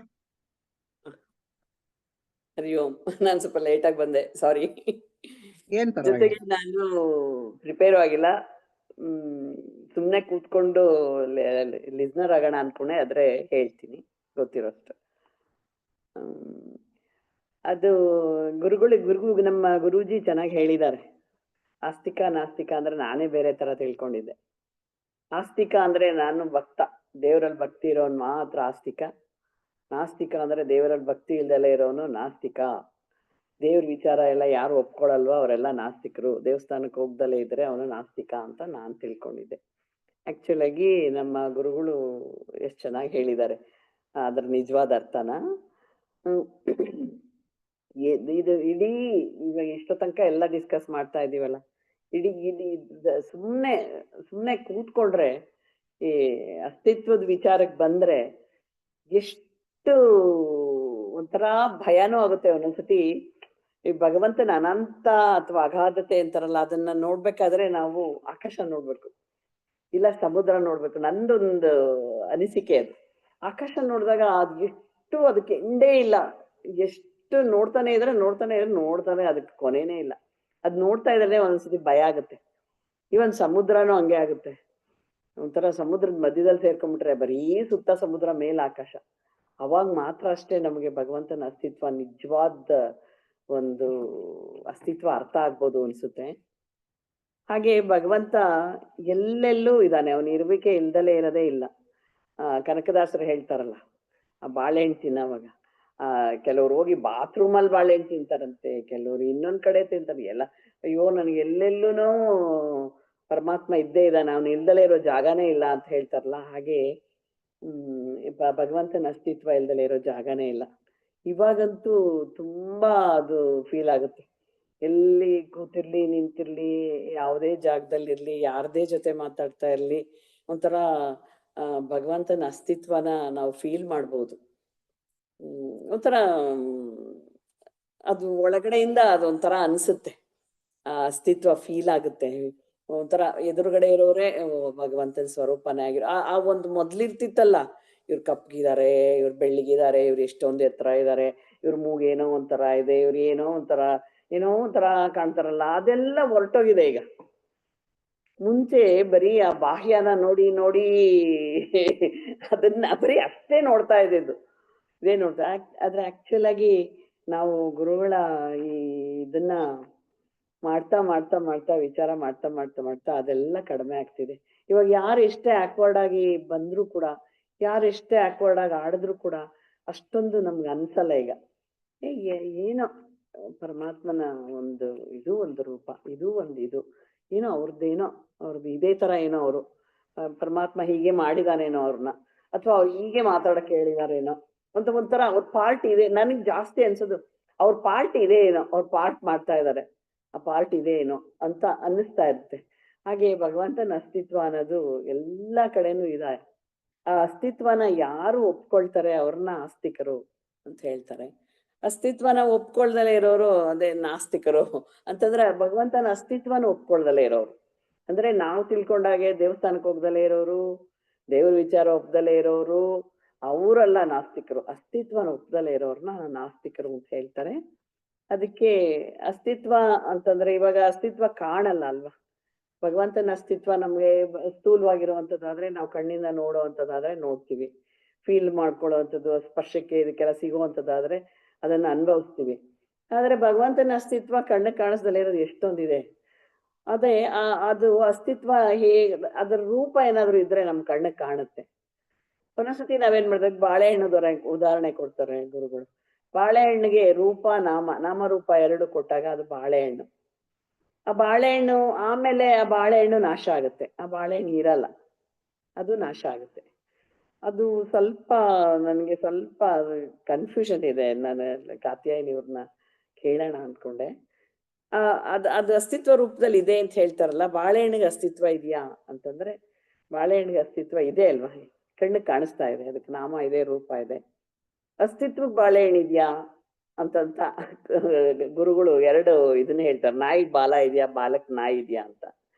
ಹೀಗೆ ಅಸ್ತಿತ್ವ ಅನ್ನೋದು ಬರೀ ಭಾಷೆಯಲ್ಲಿ ಉಪಯೋಗಿಸುವಂತ ಶಬ್ದ ಅಂತ ಕೂಡ ಹೇಳ್ತಾರೆ. ಇವಾಗ ಮರ ಇದೆ, ಊಟ ಇದೆ, ತಟ್ಟೆ ಇದೆ ಅಂತ ಏನೋ ನಮ್ ಕಣ್ಣಿಗೆ ಏನೇನ್ ಕಾಣ್ತಾ ಇದೆ, ಟೇಬಲ್ ಇದೆ, ಇಲ್ಲಿ ಸೋಫಾ ಇದೆ, ಇಲ್ಲಿ ಪಾಟ್ ಇದೆ, ಇಲ್ಲೊಂದು ವೇಸ್ ಇದೆ, ಇದನ್ನೆಲ್ಲ ನಾವು ಹೇಳ್ಬಿಡ್ಬೋದು, ಕಣ್ಣಿಗೆ ಕಾಣಿಸ್ತಾ ಇದೆ. ಹಾಗೆ ನಾಮರೂಪದಿಂದ ನಾವು ಹೇಳ್ತೀವಿ ಅಂತ. ಇವಾಗ ಬಾಳೆಹಣ್ಣು ಅಸ್ತಿತ್ವ ಅನ್ನೋದು ನಾಮಪದ ಅಂತ ಹೇಳ್ತಾರೆ. ಈ ನಾಮರೂಪ ಅನ್ನೋದು ವಿಶೇಷಣ. ಅಂದ್ರೆ ಬಾಳೆಹಣ್ಣು ಅಂತ ಈಗ ಕೊಟ್ಟಿರೋದು ನಾಮರೂಪ ಇದೆ, ಅದು ವಿಶೇಷಣ. ಅಸ್ತಿತ್ವ ಅನ್ನೋದು ವಿಶೇಷ ಅಂತ ಹೇಳ್ತಾರೆ. ಅಂದ್ರೆ ನಾವು ಮಾತಾಡುವಾಗ ಉಲ್ಟಾ ಪಲ್ಟಾ ಹೇಗೇಗೋ ಮಾತಾಡ್ತಿದೀವಿ, ಆದ್ರೆ ಆಕ್ಚುಲ್ ಆಗಿ ಹೇಗ್ ಮಾತಾಡ್ಬೇಕು, ಹೇಗ್ ಹೇಳ್ಬೇಕು ಅನ್ನೋದನ್ನ ಗುರುಗಳು ಹೇಳ್ತಾರೆ. ಬಾಳೆಹಣ್ಣು ಇರುವಿಕೆ ರೂಪದಲ್ಲಿ ಇದೆ ಅಂತ ಹೇಳ್ಬೇಕು. ಬಾಳೆಹಣ್ಣು ಅಂತ ಹೇಳಿದ್ರೆ ಏನು ಇದಿಲ್ಲ, ಸೂರ್ಯ ಚಂದ್ರ ಎಲ್ಲವೂ ಇರುವಿಕೆ ರೂಪದಲ್ಲಿ ಇದೆ ಅಂತ ಅದನ್ನ ಕರೆಕ್ಟ್ ಆಗಿ ಹೇಳ್ಬೇಕು ಅಂತ ಹೇಳ್ತಾರೆ. ಈಸ್ನೆಸ್ ಅಂತ ಹೇಳ್ತಾರೆ ಅದಕ್ಕೆ. ಹಾಗೆ ನಾನು ಕೂಡ ಇದ್ದೇನೆ, ನೀನು ಕೂಡ ಇದ್ದೀವಿ, ಎಲ್ಲವೂ ಇರುವಿಕೆಯಲ್ಲೇ ಇದೆ. ಇರುವಿಕೆ ಅನ್ನೋದೇ ಬ್ರಹ್ಮ, ಅದೇ ಸರ್ವವ್ಯಾಪಿ.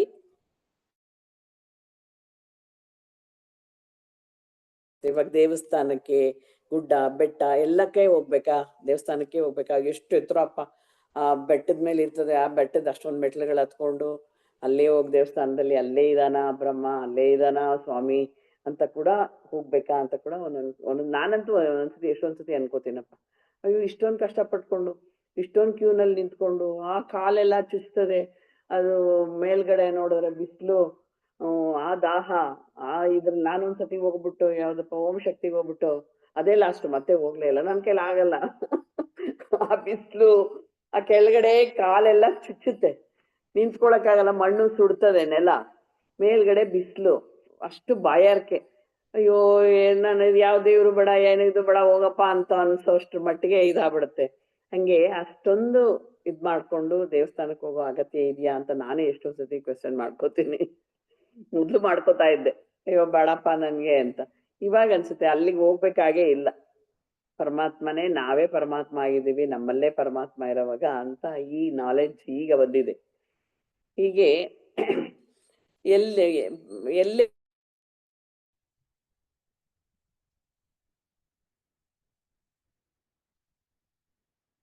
ಇಲ್ಲ, ನಿಮ್ದೇನೋ ಇಂಟರ್ನೆಟ್ ಪ್ರಾಬ್ಲಮ್ ಇದೆಯಾ, ಏನು ಬರ್ತಾ ಇಲ್ಲ ವಿಜಯ ಮೇಡಮ್? ನಿಮ್ದೇನೋ ಇಂಟರ್ನೆಟ್ ಪ್ರಾಬ್ಲಮ್ ಇದೆಯಾ ಅಥವಾ ನೀವೇ ಸೈಲೆಂಟ್ ಆದ್ರೆ ಗೊತ್ತಾಗ್ಲಿಲ್ಲ ನಂಗೆ. ಇಲ್ಲ ಇಂಟರ್ನೆಟ್ ಇಶ್ಯೂನೇ ಅದು. ಇವಾಗ ವಿಜಯ ಅವರೇ, ನಿಮ್ದು ಪ್ರಶ್ನೆ ಏನ್ ಹೇಳಿ, ಡೌಟ್ ಅಂದ್ರಲ್ಲ? ಒಂದು ಓದ್ದೆ, ನನಗೆ ಪೂರ್ತಿ ಕ್ಲಾರಿಟಿ ಇಲ್ಲ ಇದ್ರಲ್ಲಿ. ಅಂದ್ರೆ ಒಂದ್ಸತಿ ಹೇಳ್ತಾರೆ ಬಾಳೆಹಣ್ಣು ನಾಶ ಆಗುತ್ತೆ, ಅಸ್ತಿತ್ವಕ್ಕೆ ನಾಶ ಇಲ್ಲ ಅಲ್ವಾ? ಹೌದು. ನೋಡಿ, ಇವಾಗ ಬಾಳೆಹಣ್ಣು ನಾಶ ಆಗತ್ತೆ. ಇವಾಗ ಎರಡ್ ತರ. ಇವಾಗ ನೀವು ಫಸ್ಟ್ ಬಾಳೆಹಣ್ಣ ತಿಂದ್ಬಿಡ್ತೀರಿ ಅಂತ ಇಟ್ಕೊಳ್ಳಿ. ತಿಂದ್ಬಿಟ್ಟಾಗ ಬಾಳೆಹಣ್ಣಿಲ್ಲ ಅಂದ್ರೆ ಬಾಳೆಹಣ್ಣಿನ ಅಸ್ತಿತ್ವ ಹೋಯ್ತು. ಆದ್ರೆ ಅದು ತಿಂದ್ಬಿಟ್ಟು ಅದು ನಿಮ್ಮಲ್ಲಿ, ನಿಮ್ಮ ರಕ್ತದಲ್ಲಿ ಸೇರ್ತು.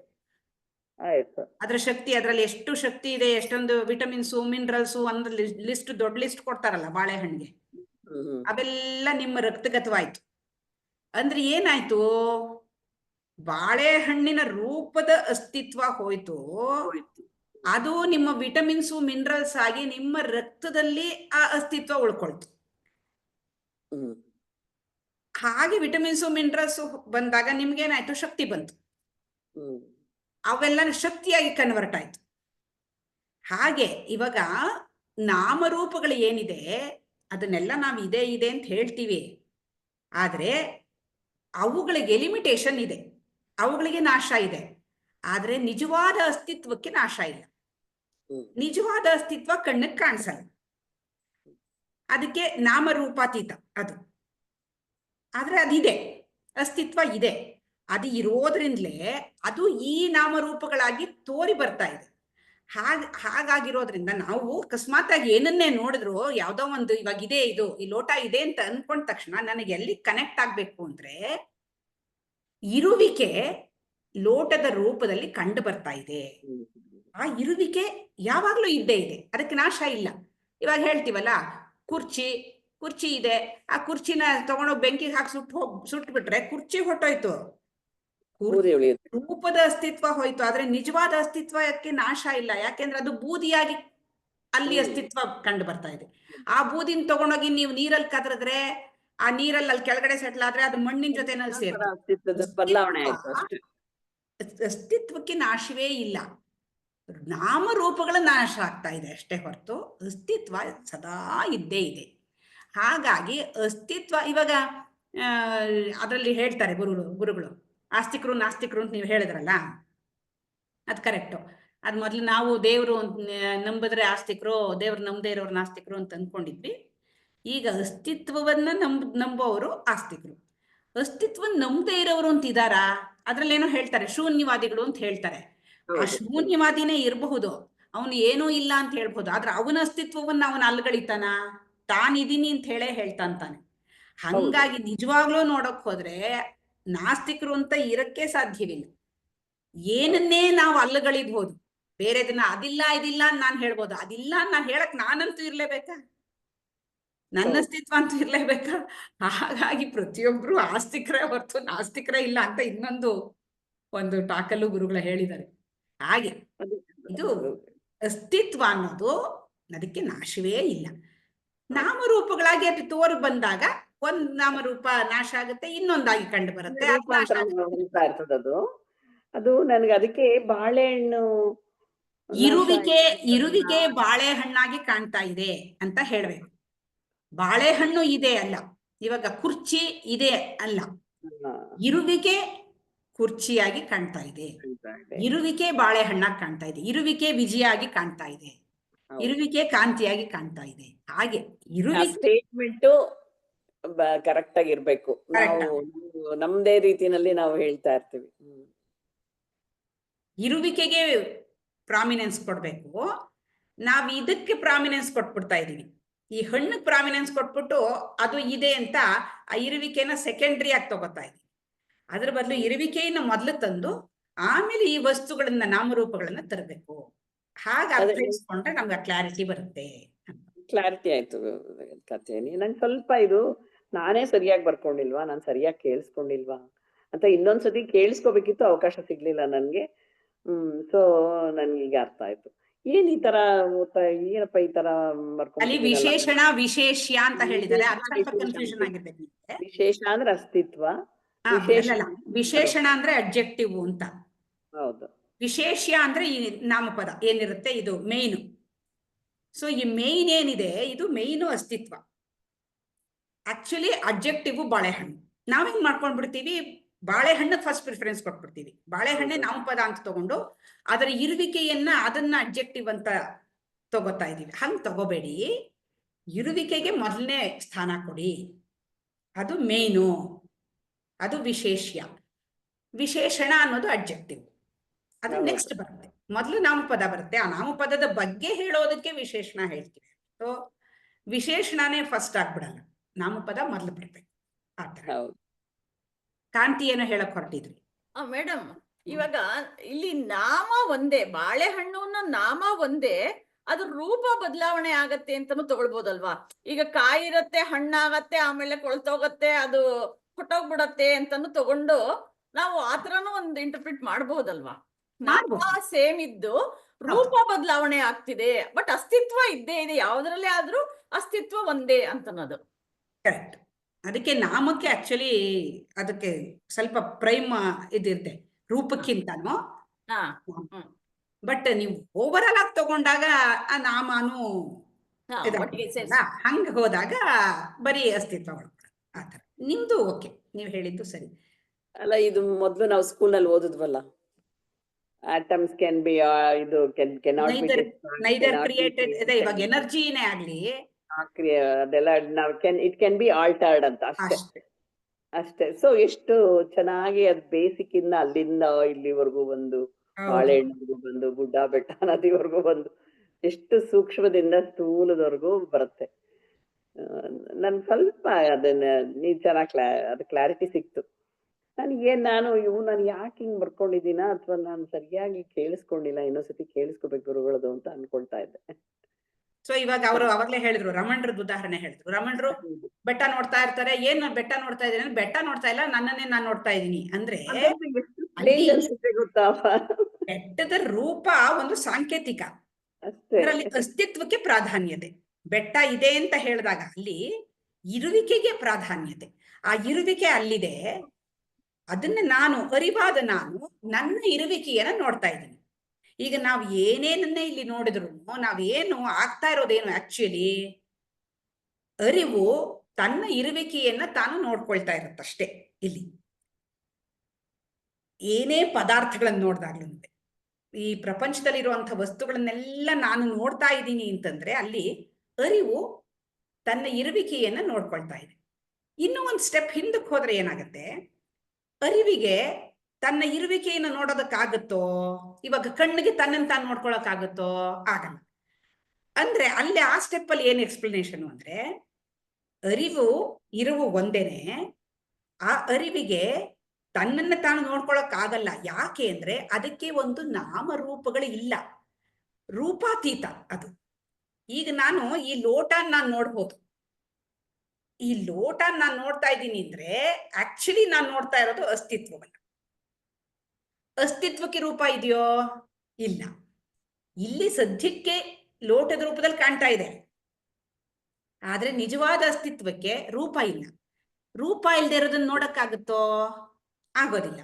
ಹಾಗಾಗಿ ಅರಿವಿಗೆ ನೋಡೋದಕ್ಕೆ ಏನೂ ಇಲ್ಲ, ಅರಿವಿಗೆ ತನ್ನನ್ನು ತಾನು ನೋಡ್ಕೊಳ್ಳೋದಕ್ಕಾಗೋದಿಲ್ಲ ಅನ್ನೋದು ಎಕ್ಸ್ಪ್ಲನೇಷನ್ ಆ ರೀತಿ. ಯಾಕೆಂದ್ರೆ ಅರಿವು ಇದೆ ಅಂದ್ರೆ ಅರಿವಿಗೆ ಅಸ್ತಿತ್ವ ಇದೆ. ಆ ಅಸ್ತಿತ್ವವನ್ನ ಆ ಅರಿವು ನೋಡಕ್ಕಾಗಲ್ಲ. ಯಾಕೆ ಅಂದ್ರೆ ಅದಕ್ಕೆ ನಾಮರೂಪಗಳಿಲ್ಲ. ನಾಮರೂಪಗಳಿದ್ರೆ ನೋಡ್ಬೋದೇ ಹೊರತು ರೂಪಾತೀತವಾದದನ್ನು ನೋಡಕ್ಕಾಗಲ್ಲ. ಹಾಗಾಗಿ ಅದು ಏನನ್ನು ನೋಡಲ್ಲ. ಅರಿವು ತನ್ನಷ್ಟಕ್ಕೆ ತಾನು ಸುಮ್ಮನೆ ಇರುತ್ತೆ ಅನ್ನೋದು ಅರ್ಥ.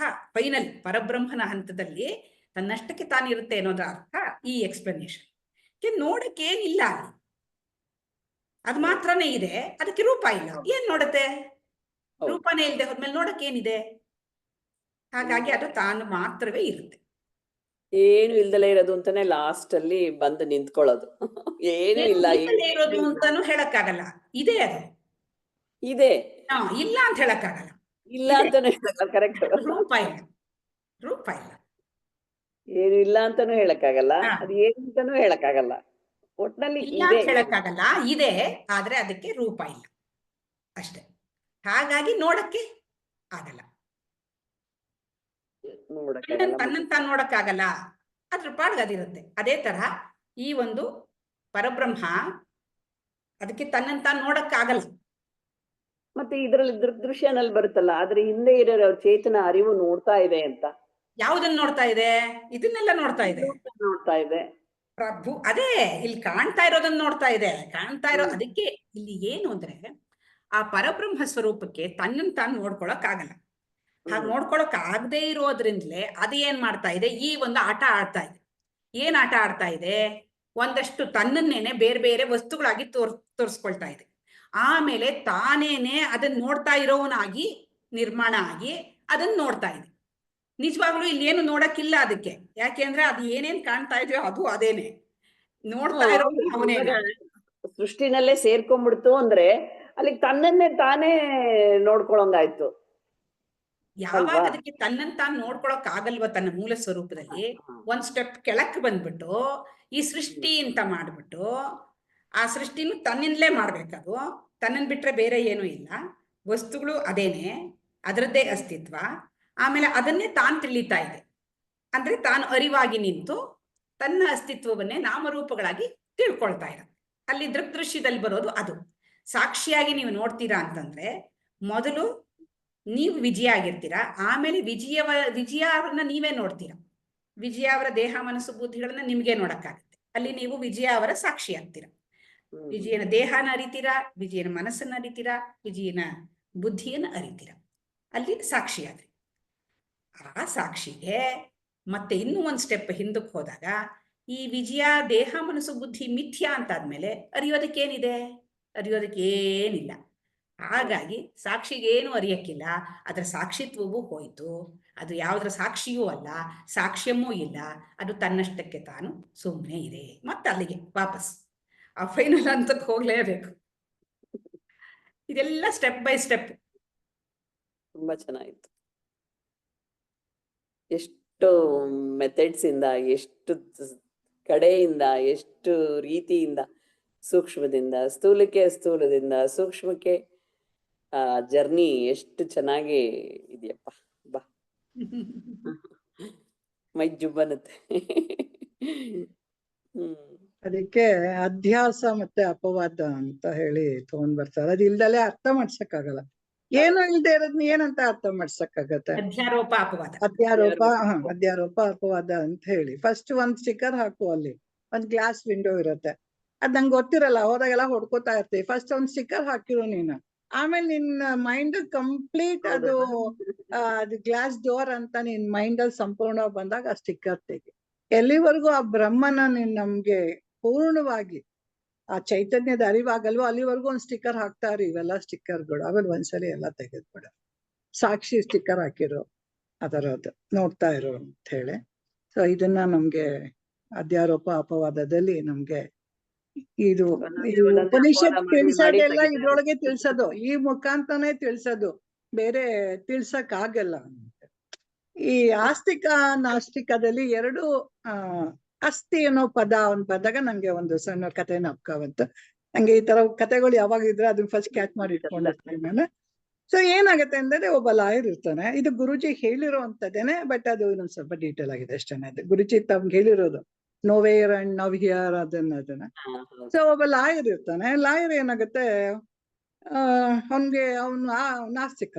ಅವನೊಂದು ಬೋರ್ಡ್ ಹಾಕೊಂಡಿರ್ತಾನೆ, ಗಾಡ್ ಈಸ್ ನೋವೇರ್ ಅಂತ ಬರೆದ್ಬಿಟ್ಟು ಒಂದ್ ಅಂಚ್ಕೊಂಡು ಇಟ್ಕೊಂಡಿರ್ತಾನೆ. ಮನೇಲಿ ಒಂದು ಹಾಕಿರ್ತಾನೆ ದೊಡ್ಡ ಫೋಟೋ, ಗಾಡ್ ಈಸ್ ನೋವೇರ್ ಅಂತ ಹೇಳಿ. ಅವನ್ಗೆ ನಂಬಿಕೆ ಇರಲ್ಲ. ಸೊ ಒಂದ್ಸಲಿ ಒಂದ್ ಕೇಸ್ ಬರುತ್ತೆ ಅವನ್ಗೆ. ಒಂದ್ ಕೇಸ್ ಬಂದಾಗ ಒಬ್ಬ ಬರ್ತಾನೆ, ನನ್ಗೆ ಈ ಕೇಸ್ನ ಗೆಲ್ಲಿಸ್ಕೊಡಿ ಅಂತ. ಪ್ಲಸ್ ಅವನ್ಗೆ ತನ್ನ ಒಂದು ವೃತ್ತಿ ಮೇಲೆ ಅಗಾಧವಾದ ಅಭಿಮಾನ ಬೇರೆ ಇರುತ್ತೆ ಅವನ್ಗೆ. ನೀನ್ ನಂಗೆ 1000 ರೂಪಾಯಿ ಕೊಡ್ಬೇಕು ಅಂತ ಅವ್ನ ಕ್ಲೈಂಟಿಗೆ ಕೇಳ್ತಾನೆ. ಅವ್ನು ಹೇಳ್ತಾನೆ, ನಾನು ತೆಗೆದೇ 500 ರೂಪಾಯಿ ಸ್ವಾಮಿ, ನಂತರ ಸಾಧ್ಯ ಇಲ್ಲ ಕೊಡಕ್ಕೆ. ಇಲ್ಲ ನೀನ್ 1000 ರೂಪಾಯಿ ಕೊಟ್ರೆ ಮಾತ್ರ ನಾನು ನಿನ್ ಕೇಸ್ ತಗೊಳ್ತೀನಿ ಅಂತ. ಇವನೇನು ಒಂದ್ ಹೇಳ್ತಾನೆ, ನೋಡಿ ಸ್ವಾಮಿ, ನಂತರ ಈಗ 500 ರೂಪಾಯಿ ಇದೆ, ನೀವು 1000 ರೂಪಾಯಿ ಕೇಳ್ತಾ ಇದ್ದೀರಾ. ಒಂದ್ ಕೆಲಸ ಮಾಡಿ, ನನ್ ಕೇಸ್ ಗೆಲ್ಲಿಸ್ಕೊಟ್ರೆ ನೀವು ನಿಂಗೆ 1000 ರೂಪಾಯಿ ಕೊಡ್ತೀನಿ ಅಂತ ಹೇಳ್ಬಿಟ್ಟು ಏನ್ ಮಾಡ್ತಾನೆ ಅವನು ಹೇಳ್ತಾನೆ. ಅದೇನಾಗತ್ತೆ, ಅವನು ಆಪೋಸಿಟ್ ಲಾಯರ್ ತುಂಬಾ ಸ್ಟ್ರಾಂಗ್ ಆಗಿರ್ತಾನೆ. ಇವನ್ ಕೇಸಲ್ಲಿ ಸೋತೋಗ್ಬಿಡ್ತಾನೆ ಅವನು. ಇವನಿಗೆ ತುಂಬಾ ದುಃಖ ಆಗತ್ತೆ. ಒಂದು ಕೇಸಲ್ಲಿ ಸೋತಿದ್ವೊಂದು, ಇನ್ನೊಂದ್ 1000 ರೂಪಾಯಿ ಕಳ್ಕೊಂಡಿದ್ದೊಂದು. 500 ರೂಪಾಯಿ ಇಟ್ಕೊಂಡ್ರೆ 500 ರೂಪಾಯಿ ಬರ್ತಾ ಇತ್ತಾ, 1000 ರೂಪಾಯಿ ಹೋಯ್ತು ಅಂತ ತುಂಬಾ ದುಃಖ ಆಗುತ್ತೆ. ಮನೆಗೆ ಬಂದ ಒಂದ್ ಸ್ವಲ್ಪ ತುಂಬಾ ದುಃಖದಲ್ಲೇ ಕೂತಿರ್ತಾನೆ. ಅವನ್ಗೊಂದ್ ಚಿಕ್ಕ ಹೆಣ್ಮಗು ಇರುತ್ತೆ, ಅದಿನ್ನು ಓದದ್ ಕಲಿತಾ ಇರುತ್ತೆ.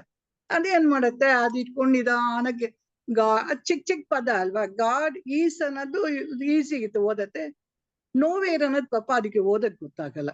ಸೊ ಇದೇನ್ ಮಾಡುತ್ತೆ, ಗಾಡ್ ಈಸ್ ಅಂತ ಇರುತ್ತೆ, ಮುಂದಿನ ಪದ ಕಷ್ಟ ಇರುತ್ತೆ, ಅದು ಓದಕ್ಕಾಗಲ್ಲ. ಅವ್ರ ಅಪ್ಪನ್ ಕೇಳುತ್ತಪ್ಪ, ನಂಗೆ ಹೆಲ್ಪ್ ಮಾಡ್ಬಾ ಅಂತ ಹೇಳಿ. ಸೊ ಅವನು ಏನ್ ಮಾಡ್ತಾನೆ, ಗಾಡ್ ಈಸ್ ಆದ್ಮೇಲೆ ನೋವೇರ್ ಅಂತ ಹೇಳಕ್ಕೆ ಅವನ್ಗೂ ಆ ಮಗುಗ್ ಬಿಡಿಸಿ ಹೇಳ್ಕೊಡ್ಬೇಕಲ್ಲ. ಅವನು ಏನ್ ಮಾಡ್ತಾನೆ, ಬಿಡಿಸ್ತಾನೆ, ನೌ ಹಿಯರ್ ಅಂತ ಬಿಡಿಸ್ತಾನೆ. ಸೊ ಆ ಮಗು ಏನ್ ಮಾಡತ್ತೆ, ಗಾಡ್ ಈಸ್ ನೌ ಹಿಯರ್ ಅಂತ ಹೇಳುತ್ತೆ.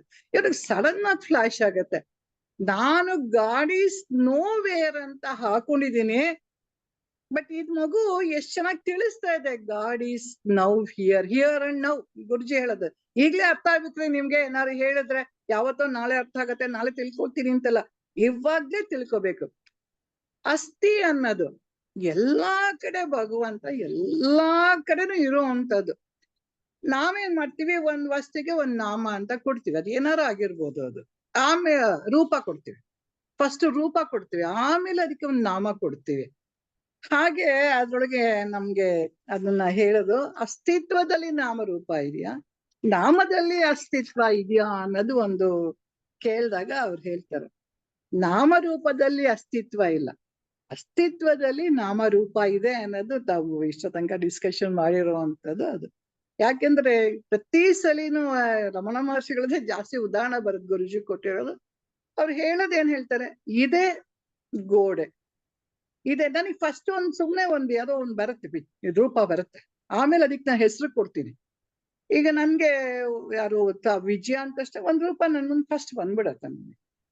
ನಾನು ಅದನ್ನ ಮೇಲೆ ಅದನ್ನೆಲ್ಲಾ ತಗೊಂಡೋಗಿ ಹಿಂದ್ಗಡೆಯಿಂದ ಹುಡ್ಕೊಂಬಂದು ಇದು ವಿಜಯ ಅಂತ ನಾವು ಅದಕ್ಕೆ ಹೆಸರು ಕೊಟ್ಕೋತೀವಿ ನಾವು. ಹಾಗೆ ಪ್ರತಿ ಒಂದು ಅಸ್ತಿತ್ವ ಅನ್ನೋಂಥದ್ರ ಬಗ್ಗೆ ನಮ್ಗೆ ಅದ್ ಬಿಟ್ರೆ ಬೇರೆ ಏನು ಇಲ್ಲ. ಇರುವಿಕೆ, ಅದನ್ನ ಇದು ಅರಿವು ಎರಡನ್ನೇ ಪ್ರತಿ ಸಲ ತೇಲ್ಸ್ಕೊಂಡ್ ಬರ್ತಾ ಇದ್ದೆ. ಅದೇ ನೀನು, ಅದೇ ಬ್ರಹ್ಮ ಅಂತ ಹೇಳಿ ಹೇಳ್ಕೊಂಡ್ ಬರೋ ಅಂತದ್ದು. ಇದು ನಂಗೆ ಆ ಕತೆ ಸಡನ್ ನಾಪ್ಕೊಂಡ್ ಬಂತ, ಆಸ್ತಿಕ ಅಂದ ತಕ್ಷಣ ಆ ಕತೆ ಬಂದ್ ನಿಂತ್ಕೊಂತ. ಹಾಗಾಗಿ ತಮ್ಮ ಮುಂದೆ ಹಂಚ್ಕೊಂಡೆ ಅದನ್ನ ನಾನು. ಎಷ್ಟ್ ಚೆನ್ನಾಗಿದೆ ಬೇರೆ ಅಂತ God is nowhere, God is no. ಅಲ್ವಾ, ತುಂಬಾ ಚೆನ್ನಾಗಿದೆ. ಲಾಯರ್ಗೆ ಆ ಮಗು ಬುದ್ಧಿ ಕಳ್ಸ್ಬಿಡತ್ತೆ. ತುಂಬಾ ಚೆನ್ನಾಗಿದೆ ಅದು. ಸೊ ನಾವೀಗ ಮತ್ತೆ ಮುಂದೆ ಹೋಗ್ತಾ ಇದೀವಿ. ತುಂಬಾ ಸ್ಲೋನೇ ಆಗ್ತಾ ಇದೆ ಅಲ್ವಾ ಮೇಡಮ್ ನಮ್ದು? ಏನ್ ಪರವಾಗಿಲ್ಲ ಬಿಡಿ, ಇವಾಗ ನಮ್ಗೆ ಮುಖ್ಯವಾಗಿ ಅರ್ಥ ಆಗೋದು ಕ್ಲಾರಿಟಿ ಬೇಕಾಗಿದೆ ಅನ್ನೋ ಕಾರಣಕ್ಕೆ ಅದು. ಹೌದು.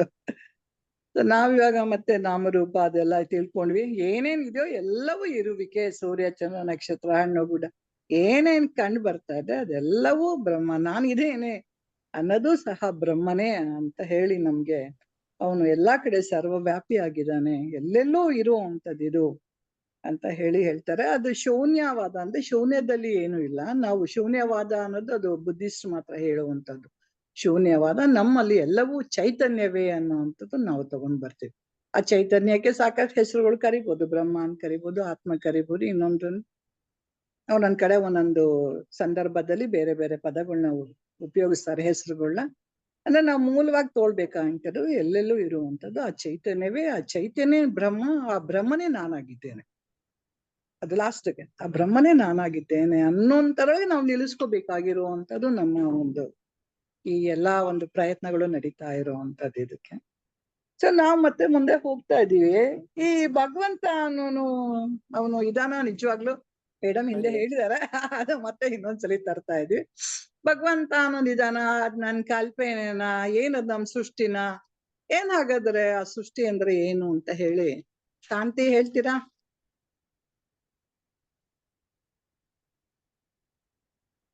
ಸೇಮ್ ಉದಾಹರಣೆಗಳೇ ಕೊಟ್ಟು ಅದನ್ನ ಇರೋದು. ಶಾಂತಿ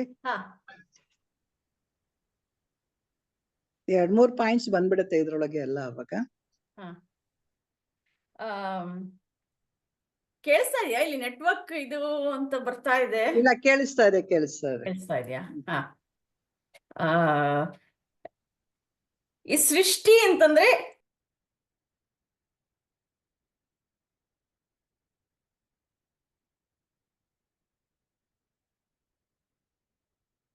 ಏನಾಯ್ತು?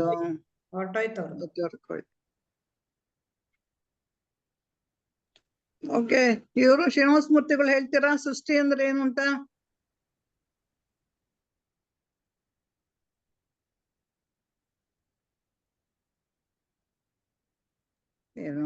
ಏನೋ ಕೇಳಿಸ್ತಾ ಇಲ್ಲ ಅವ್ರಿಗೂ. ಓಕೆ, ಸೃಷ್ಟಿನೇ ಇಲ್ಲ ಅಂತ ಆಯ್ತು ಅಲ್ಲಿಗೆ. ಕಾಕಿ ಇವರು ಸೃಷ್ಟಿ ಬಗ್ಗೆ ಹೇಳಕ್ ಹೋಗ್ಬಿಟ್ರು. ಸೃಷ್ಟಿನೇ ಆಗ್ಲಿಲ್ಲ, ಇನ್ ಹೇಳದೆ. ಇಂಟರ್ನೆಟ್ ಇದ್ರೆ ಸೃಷ್ಟಿ, ಇಂಟರ್ನೆಟ್ ಇಲ್ಲ ಅಂದ್ರೆ ಇಲ್ಲ. ಕಲ್ಯಾಣಿ ಮೇಡಮ್ ನೀವೇ ಹೇಳಿ. ಅಸ್ತಿತ್ವದಲ್ಲಿ ನಾವು ನಾಮರೂಪಗಳನ್ನು ಕಂಡ್ರೆ ಅದು ಸೃಷ್ಟಿ ಅಂತ ಇದೆ. ಒಂದ್ ನಿಮಿಷ.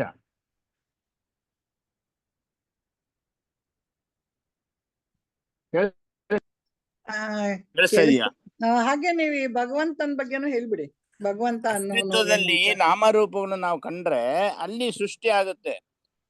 ಈಗ ನಾವು ಶುದ್ಧ ವಸ್ತು ಬ್ರಹ್ಮನ ಮೇಲೆ ನಾಮರೂಪಗಳ ಆರೋಪ ಅಂತ ಹೇಳಿದ್ದಾರೆ ಗುರುಗಳು. ಅಂದ್ರೆ ಆಕ್ಚುಲಿ ಮೇಡಮ್ ಹೇಳಿದಂಗೆ ಇರುವುದೇ ಏನು ಅರಿವು ಇರುವು, ಆದ್ರೆ ಈ ನಾಮರೂಪಗಳನ್ನ ಹಾಕ್ಬಿಟ್ಟು ಆ ಬ್ರಹ್ಮನ ಮೇಲೆ ಆರೋಪ ಮಾಡ್ತಾ ಇದ್ದೀವಿ. ಸೊ ಇದಕ್ಕೆ ಎಕ್ಸಾಂಪಲ್ ಹೇಳಿದ್ದಾರೆ. ನೀರು ಅಲೆಯಾಗಿ ನೊರೆಯಾಗಿ ಗುಳ್ಳೆಯಾಗಿ ಕಾಣಿಸುತ್ತೆ, ಆದ್ರೆ ಇರೋದೇನೋ ಒಂದೇ ನೀರು. ಆದ್ರೆ ನಾವು ಯಾವಾಗ ಅದು ನಾಮರೂಪಗಳು ಕೊಡ್ತೀವೋ ಅದು ಬೇರೆ ಬೇರೆ ತರ, ಬೇರೆ ಬೇರೆ ಶೇಪಲ್ಲಿ, ಬೇರೆ ಬೇರೆ ರೂಪದಲ್ಲಿ, ಬೇರೆ ಬೇರೆ ನಾಮಗಳಲ್ಲಿ ಕಾಣಿಸುತ್ತೆ. ಅದೇ ರೀತಿ ಈ ಪರಮಾತ್ಮನು ಎಲ್ಲ ರೂಪಗಳಲ್ಲಿ ಇರೋದು ಅವನೊಬ್ಬನೇ. ಆದ್ರೆ ಆದ ಕಾರಣ ನಾವು ಈ ಏನು ನಾಮರೂಪ ಅಂತ ಹಿಡ್ಕೊಂಡಿದ್ದೀವಿ ಅದು ಸತ್ಯ ಅಲ್ಲ. ಯಾಕೆ ಸತ್ಯ ಅಲ್ಲ ಅಂದ್ರೆ ಇದು ಯಾವಾಗಲೂ ಇರುವಂತಹದಲ್ಲ, ಅದು ಸದಾಕಾಲ ಬದಲಾವಣೆ ಆಗುತ್ತಿರ್ತದೆ. ಆದ ಕಾರಣ ಅದಕ್ಕೆ ನಾಮರೂಪಗಳು ಮಿಥ್ಯ. ಆದ್ರೆ ಅಸ್ತಿತ್ವ ಅಂತ ಏನಿದೆ ಅದು ಬದಲಾವಣೆ ಆಗೋದಿಲ್ಲ ಅಂತ. ಸೊ ಈ ವಿಷಯಕ್ಕೆ ತಂದಾಗ ಆಲ್ರೆಡಿ ಮೇಡಮ್ ಹೇಳಿದಂಗೆ ಚೇರ್ ಇದೆ, ಏನು ಗುಳ್ಳೆ, ನೀರು, ನೊರೆ ಎಲ್ಲ ಹೇಳ್ಕೊಂಡ್ಬಂದಿದ್ದಾರೆ. ಎಲ್ರಿಗೂ ಗೊತ್ತಿರೋದು ಈ ಬಂಗಾರ, ನೆಕ್ಲೆಸು, ಚೈನು ಅಂತ ಹೇಳಿ. ಸೊ ಅಂದ್ರೆ ಇಲ್ಲಿ ಮೂಲ ಅಸ್ತಿತ್ವ ಬಂಗಾರ ಇಲ್ದಿರ ನೆಕ್ಲೆಸು ಇಲ್ಲ, ಉಂಗುರಾನು ಇಲ್ಲ.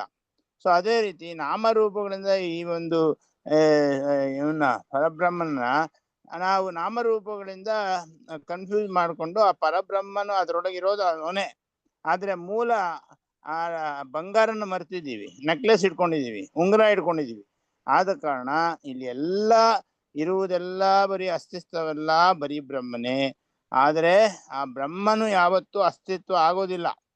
ಅದೇ ರೀತಿ ಬ್ರಹ್ಮ ಜೀವ ಅಲ್ಲ, ಜೀವವೆಲ್ಲ ಬ್ರಹ್ಮನೇ ಅಂತ ಹೇಳಿದ್ದಾರೆ. ಮುಂದೆ ಇದು ನಿಜವಾದ ನಾನು ಯಾರು ಅನ್ನೋದು ಒಂದು ಪ್ರಶ್ನೆ ಇದೆ. ಅದನ್ನ ನಾವೇ ಹೇಳೋದಾ, ಬೇರೆಯವ್ರು ಕೇಳ್ತೀರಾ? ಕೇಳ್ತೀನಿ, ಬೇರೆ ಕೇಳ್ತೀನಿ. ಹಲೋ, ಬೇರೆಯವ್ರು ಕೇಳ್ತೀನಿ.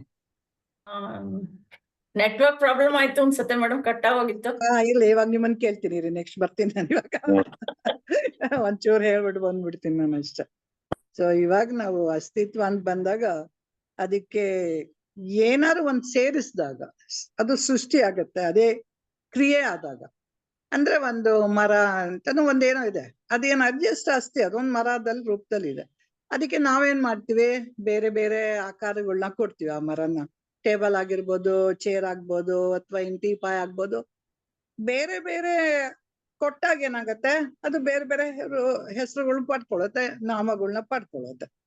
ಸೊ ಅವಾಗ ಏನಾದ್ರೆ ಸೇರಿಸಿದಾಗ ಒಂದ್ ಕ್ರಿಯೆ ಏನಂತಂದ್ರೆ ಅಸ್ತಿತ್ವಕ್ಕೆ ಯಾವ್ದೋ ಒಂದು ಸೇರಿಸಿದ್ರಿಗೆ ನಾಮರೂಪಗಳನ್ನ ಕೊಟ್ಟಾಗ ಸೃಷ್ಟಿ ಮಾಡ್ತೀವಿ ನಾವು ಅದನ್ನ. ಅದಕ್ಕೊಂದ್ ಹೆಸರುಗಳೆಲ್ಲ ಕೊಟ್ಕೊಳ್ತೀವಿ ಅಂತ ಹೇಳಿ. ಅಂದ್ರೆ ಆ ಮರಕ್ಕೆ ಏನಾರ ಆಯ್ತಾ, ಮೂಲ ಎಲ್ಲ ತೆಗೆದ್ರು ಮರದಿಂದ ಆಗಿರುವಂತದ್ದು ಬೇರೆ ಬೇರೆ ವಸ್ತುಗಳು, ಅದಕ್ಕೆ ಕೊಟ್ಟಂತ ನಾಮರೂಪಗಳು. ಮರಕ್ಕೆ ಏನು ಆಗ್ಲಿಲ್ಲ, ನಾಮರೂಪ ಬದ್ಲಾಯ್ತಷ್ಟೇ ಹೊರ್ತು ಮರ ಅನ್ನೋದು ಅಸ್ತಿತ್ವ ಆಯ್ತಲ್ಲ ಮೂಲದು, ಅದು ಬದ್ಲಾಗ್ಲಿಲ್ಲ ಅಂತ ಹೇಳಿ ನಮ್ಗೆ ಅದನ್ನ ಉದಾಹರಣೆ ಕೊಡ್ತಾರೆ. ಅದ್ರೊಳಗೆ ನಮ್ಗೆ ಇವ್ರು ಆಲ್ರೆಡಿ ಹೇಳಿರೋದು ಸಾಕಷ್ಟು ಸಲ ನಾವು ಕೇಳಿದೀವಿ. ನೀರು, ಚಿನ್ನ, ಮಣ್ಣು, ಮಡಿಕೆ ಅವೆಲ್ಲ ಎಲ್ಲವೂ ಪರಮಾತ್ಮನ ಸ್ವರೂಪವೇ ಅಂತ ಹೇಳಿ ಹೇಳ್ತಾರೆ. ಅವನಿಲ್ದೇ ಬೇರೆ ಯಾರು ಇಲ್ಲ ಅಂತ ಹೇಳಿ ಒಂದು ನಮ್ಗೆ ಜೀವ ಬ್ರಹ್ಮ ಎಲ್ಲವೂ ಒಂದೇ ಅನ್ನೋದು ಒಂದು ನಮ್ಗೆ ಹೇಳ್ತಾರೆ. ಅದ್ರೊಳಗೆ ಮತ್ತೆ ನಾವ್ ಇವಾಗ ಮುಂದೆ ಹೋಗ್ತಾ ಇದೀವಿ. ಇದರೊಳಗೆ ನಾವು 3 ತರದ ನಾನು ಅನ್ನೋದು ಇದೆ. ಯಾರು ನಾನು ನಿಜವಾದ್ದು ಅಂತ ಹೇಳಿ ಅದ್ರೊಳಗೆ ಇನ್ನು ಅದಕ್ಕೆ ಒಂದು ಎಲ್ಲದು ಸೇರಿಸಿ ಒಂದು ಈ ಸಾಧನೆಯಿಂದ ಬ್ರಹ್ಮನಾಗಕ್ಕೆ ಸಾಧ್ಯ ಇಲ್ಲ, ಯಾವ್ದ್ರಿಂದ ನಾವು ಬ್ರಹ್ಮನಾಗಬಹುದು ಅನ್ನೋದು ಒಂದನ್ನ ಈ ಉದಾಹರಣೆಗಳನ್ನ ಕೊಟ್ಟು ನಮ್ಗೆ ತಿಳಿಸ್ಕೊಟ್ಟಿದ್ದಾರೆ. ನಾವು ಸಾಧನೆ ಮಾಡಿ ಬ್ರಹ್ಮ ಆಗ್ತೀವಾ ಅಥವಾ ಹೇಗೆ ನಾವು ಬ್ರಹ್ಮ ಆಗೋದು ಅಂತ ಹೇಳಿ. ಕಾಂತಿ, ಇವಾಗ ಹೇಳ್ತೀರಾ ನೀವು ಇದನ್ನ? ಚೆನ್ನಾಗಿದೆ ಇದು. ಸಾಕಷ್ಟು ಸರಿ ಎಲ್ಲ 1ನೇ ಕ್ಲಾಸ್ ಪಾಠನೇ ಇದು. ಒಂದನೇ ಕ್ಲಾಸ್ ಪಾಠನೇ ಇದೆ. ತತ್ವಬೋಧದಲ್ಲಿ ಏನ್ ಪಾಠ ಕಲ್ತಿದೀವೋ ಅದೇ ಪಾಠನೇ Correct. ಮತ್ತೆ ಮತ್ತೆ ಬರ್ತಾ ಇರ್ತದೆ. ಈಗ ನಾನು ಅನ್ನೋದು 3 ತರ ಅಂತ ಹೇಳಿದ್ದಾರೆ.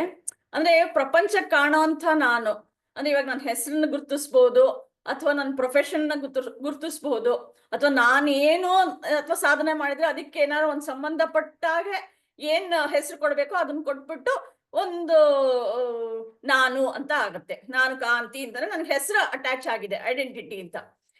ಇದ್ರ ಜೊತೆಗೆ ಇವತ್ತು ಒಂದು ನೋಡ್ದೆ, ಈ ತೇಜಸ್ವಿ ಸೂರ್ಯ ಒಂದು ಅವಳು ಶಿವಶ್ರೀ ಸ್ಕಂದ ಪ್ರಸಾದ್ ಅನ್ನೋ ನಾಮ ಸಂಕೀರ್ತನೆ ಹಾಡುವಂಥವಳು ಕಚೇರಿ ಮಾಡೋದು. ಅವಳು ಎಷ್ಟು ಚೆನ್ನಾಗಿ ಎಕ್ಸ್ಪ್ಲನೇಷನ್ ಕೊಟ್ಟಿಯಾಳೆ ಅಂತಂದ್ರೆ, ಈಗ ಒಂದು ಕಾಲೇಜ್ಗೆ ಹೋದ್ರೆ ಒಂದು ID ಕಾರ್ಡ್ ಅಂತ ಕೊಡ್ತಾರೆ, ಕಾಲೇಜ್ ಅಥವಾ ಸ್ಕೂಲ್ಗೆ ಹೋದ್ರೆ ಆ ID ಕಾರ್ಡ್ ಹಾಕೊಳ್ಳೋವರೆಗೂ ನನ್ನ ಐಡೆಂಟಿಟಿ ನಾನು ಆ ಕಾಲೇಜ್ಗೆ ಸಂಬಂಧಪಟ್ಟಿದ್ದೀನಿ ಅಂತ. ಆ ಕಾಲೇಜ್ ಬಿಟ್ಟು ಇವಾಗ ಮನೆಗೆ ಬಂದು ID ಕಾರ್ಡ್ ತೆಗ್ದೆ ಅಂದ್ರೆ ನನ್ಗೂ ಕಾಲೇಜಿಗೂ ಸಂಬಂಧ ಇಲ್ಲ ಅಂತ. ಅದೇ ರೀತಿ ನಾನ್ ಏನ್ ಐಡೆಂಟಿಫೈ ಮಾಡ್ಕೋತೀನಿ ನನ್ನನ್ನು ನಾನೇ, ನಾನು ಈ ದೇಹಕ್ಕೆ ಐಡೆಂಟಿಫೈ ಮಾಡ್ಕೋತೀನ, ಈ ಆತ್ಮಕ್ಕೆ ಐಡೆಂಟಿಫೈ ಮಾಡ್ಕೋತೀನ, ಬುದ್ಧಿಗೆ ಐಡೆಂಟಿಫೈ ಮಾಡ್ಕೋತೀನ. ಸೊ ಆ ಒಂದು ID ಕಾರ್ಡ್ ಏನಿದೆ ಅದನ್ನ ನಾನು ಏನ್ ನೇಮ್ ಮಾಡ್ತೀನಿ, ಅದನ್ನ ತೆಗ್ದಿಟ್ರೆ ಏನಾಗತ್ತೆ, ಅದನ್ನ ಇಟ್ಕೊಂಡಿದ್ರೆ ಏನಾಗತ್ತೆ ಅಂತಿರೋದು ಆ ಕೊರಲೇಷನ್ ತುಂಬಾ ಚೆನ್ನಾಗಿತ್ತು. ಇವತ್ತು ತಾನೇ ನೋಡ್ದೆ, ನೀವು ಅದೇ ಕ್ವೆಶನ್ ನನ್ಗೆ ಕೇಳಿದೀರ ಈಗ. ಆ ID ಕಾರ್ಡ್ ನಿಜವಾಗ್ಲೂ ಅದು ಈಸಿಯಾಗಿ ಕನೆಕ್ಟ್ ಆಗುತ್ತೆ. ಹೌದು, ಕಾಲೇಜ್ದು ಅಥವಾ ಸ್ಕೂಲ್ ID ಕಾರ್ಡ್ ಹಾಕೊಂಡಾಗ ನಾನು ಈ ಕಾಲೇಜ್ ಅವಳು ಅಂತ ಅನ್ಸುತ್ತೆ. ಬಟ್ ಅದ್ ತೆಗ್ದಿಟ್ಬಿಟ್ರೆ ನನ್ ಮನೆಗ್ ಬಂದು ಅಥವಾ ಇನ್ನೆಲ್ಲೋ ಆಚೆಗೆ ಹೋಗ್ತೀನಿ ಅಂತ ಅನ್ಸ್ಬಿಡುತ್ತೆ. ಸೊ ಅದೇ ತರ ನನ್ ಬುದ್ಧಿ ಅಂತಾನೆ ಅನ್ಕೊಂಡಿದ್ರೆ ಅದೇ ಐಡೆಂಟಿಟಿ ನನಗಿರುತ್ತೆ. ನಾನ್ ಮನಸ್ಸು ಅಥವಾ ನಾನ್ ದೇಹ ಅಂತ ಅನ್ಕೊಂಡಿದ್ರೆ ಅಲ್ಲಿ ಏನೇನ್ ಆಗ್ಬೇಕು, ನಾನು ಇಂಜಿನಿಯರು, ನಾನು ಡಾಕ್ಟ್ರು, ನಾನ್ ತಾಯಿ, ನನ್ನ ಮಗಳು ಅಂತ ಅನ್ಕೊಂಡು ಬರ್ತಾ ಇರುತ್ತೆ. ಸೊ ನೆಕ್ಸ್ಟ್ ಏನಪ್ಪಾ ಅಂತಂದ್ರೆ, ನನ್ನ ಒಂದು ನಾನ್ ಏನು ಅನ್ನೋದು ನನ್ನ ಒಳಗಡೆ ಇಮೋಷನ್ಸ್ ಅಂತ, ನಾವು ನಮ್ಮ ಮನ್ಸು ಹೇಗಿರತ್ತೋ ಅದ್ರ ಮೇಲೆ ನಾನು ಒಳ್ಳೆಯವಳು ಅದ್ ಕೆಟ್ಟವಳು, ಅಥವಾ ನನ್ಗೆ ವಿಕಾರ ಬುದ್ಧಿ ಇದೆಯಾ, ಇವ್ರಿಗೆ ಒಳ್ಳೇದ್ ಮಾಡ್ಬೇಕು ಅನ್ಸತ್ತಾ, ಇವ್ರಿಗೆ ಕೆಟ್ಟದ್ ಮಾಡ್ಬೇಕು ಅನ್ಸತ್ತಾ, ಅಥವಾ ನನ್ನ ಒಂದು ಜಡ್ಜ್ಮೆಂಟಲ್ ವ್ಯೂಸ್ ಇರ್ಬೋದು, ಅದೆಲ್ಲ ಬರ್ತಾ ಹೋಗುತ್ತೆ. ಅದು ನಾನು ಅಂತ ಅನ್ನೋದು ನನಗೆ ಅರ್ಥ ಆಗಿರತ್ತೆ. ಆದ್ರೆ ನಿಜವಾದ ನಾನು ಯಾರು? ಇದ್ಯಾವುದೂ ಅಲ್ಲ, ಪ್ರಪಂಚ ಕಾಣೋದು ಅಲ್ಲ, ನಾನ್ ಪ್ರಪಂಚದಲ್ಲಿ ನನ್ನನ್ನು ನಾನು ಅರ್ಥಿಸ್ಕೊಂಡಿರೋದು ಅಲ್ಲ. ಅದು ಬಿಟ್ಟು ಏನಪ್ಪಾ ಅಂತಂದ್ರೆ, ಯಾವಾಗ್ಲೂ ಇರೋಂತಹ ಸಚ್ಚಿದಾನಂದ ಇರೋದು ಶಿವ ನಾನು ನಾನೇ. 4 ಸಾಲ ಗುರುಜಿದ್ ಇದೆಯಲ್ಲ, ಅದು ಸಾಕು ಎಲ್ಲದಕ್ಕೂ. ಪ್ರತಿ ಸಲ ಅದನ್ನ ಹೇಳ್ಕೊಂಡ್ಬಿಟ್ರೆ ಯಾವ್ದಕ್ಕೆ ಆಗ್ಲಿ ಅದೊಂದೇ ಸಿದ್ಧೌಷಧ ಅದು. ಸೊ ಈ ಒಂದು ಆತ್ಮ ಬ್ರಹ್ಮ ಅಥವಾ ಅದು ನಿಜವಾದ ನಾನು ಅಂತ ನಮ್ಗೆ ಈ ಜ್ಞಾನದಿಂದ ಗೊತ್ತಾಗ್ಬೇಕು. ಸುಮ್ನೆ ಅದೇನೋ ಒಂದು ಚೈತನ್ಯ ಅಥವಾ ಕಾನ್ಶಿಯಸ್ನೆಸ್ ಅಂತೆಲ್ಲ ಹೇಳಿದ್ರೆ ಥಿಯರಿಟಿಕಲ್ ಆಗಿ ಗೊತ್ತಾಗುತ್ತೆ. ಬಟ್ ಅನುಭವಕ್ಕೆ ಬಂದು ಅನುಭವನ ಮೀರ್ಬೇಕದು. ಇಲ್ಲಿ ಮುಂದೆ ಅದ್ರದ್ದು ಅದು ಬರುತ್ತಲ್ಲ, ಎಕ್ಸ್ಪೀರಿಯನ್ಸ್ ಇರೋದು ಯಾವುದು, ಅದು ಇಟ್ ಇಸ್ ನಾಟ್ ಆತ್ಮ. Experience should go beyond experience ಅಂತಾನು ಬರುತ್ತೆ. ಇಲ್ಲಿ ನೀವು ಸಾಧನೆ ಶೋಧನೆ ಅಂತ ಕೇಳಿದೀರಾ. ಅವ್ರು ಏನ್ ಹೇಳಿದ್ದಾರೆ ಅಂದ್ರೆ, ಇವಾಗ ನನ್ಗೇನೋ ಒಂದು ಗೋಲ್ ಇಟ್ಕೋತೀನಿ, ಪರ್ಪಸ್ ಇನ್ ಲೈಫ್ ಅಂತ ಇರುತ್ತೆ. ಆ ಗೋಲ್ನ ಅಚೀವ್ ಮಾಡ್ಬೇಕು ಅಂತಂದ್ರೆ ನಾನು ಎಷ್ಟೊಂದು ಶ್ರಮ ಪಟ್ಟು, ಇವಾಗ ನಂಗೆ 100% ಮಾರ್ಕ್ಸ್ ಮ್ಯಾಥ್ಸ್ ಅಲ್ಲಿ ಬರ್ಬೇಕು ಅಂದ್ರೆ ಚೆನ್ನಾಗಿ ಓದಿ ಪ್ರಾಕ್ಟೀಸ್ ಮಾಡಿ ಅದನ್ನ ರೀಚ್ ಮಾಡ್ಬೇಕು. ಸೊ ಅದಕ್ಕೆ ನನಗೆ ಸಾಧನೆ ಮಾಡ್ಬೇಕು. ಅಥವಾ ನಾನು ಇವಾಗ ನನ್ನ ಮನಸ್ಥಿತಿ ನಿರ್ಮಲವಾಗಿರ್ಬೇಕಪ್ಪ, ಶಾಂತವಾಗಿರ್ಬೇಕು ಅಂದ್ರೆ ನಾನು ಪ್ರಾಣಾಯಾಮ ಮಾಡ್ಕೊಂಡು, ಯೋಗಾಸನಗಳು ಮಾಡ್ಕೊಂಡು ನನ್ನ ದೇಹ ಮತ್ತು ಮನಸ್ಸನ್ನ ನಾನು ಬ್ಯಾಲೆನ್ಸ್ ತಂದ್ಕೋಬಹುದು. ಅದಕ್ಕೆ ಸಾಧನೆ ಬೇಕು. ಈ ಕಾಮ್ ಮೈಂಡ್ ಬೇಕು ಅಂತನ್ನಕ್ಕೆ ನಾನು ಅಷ್ಟು ಸಲ ಅಷ್ಟು ಹೊತ್ತು ಪ್ರಾಣಾಯಾಮ ಆಗ್ಲಿ ಮೆಡಿಟೇಷನ್ ಆಗ್ಲಿ ಮಾಡ್ಬೇಕು.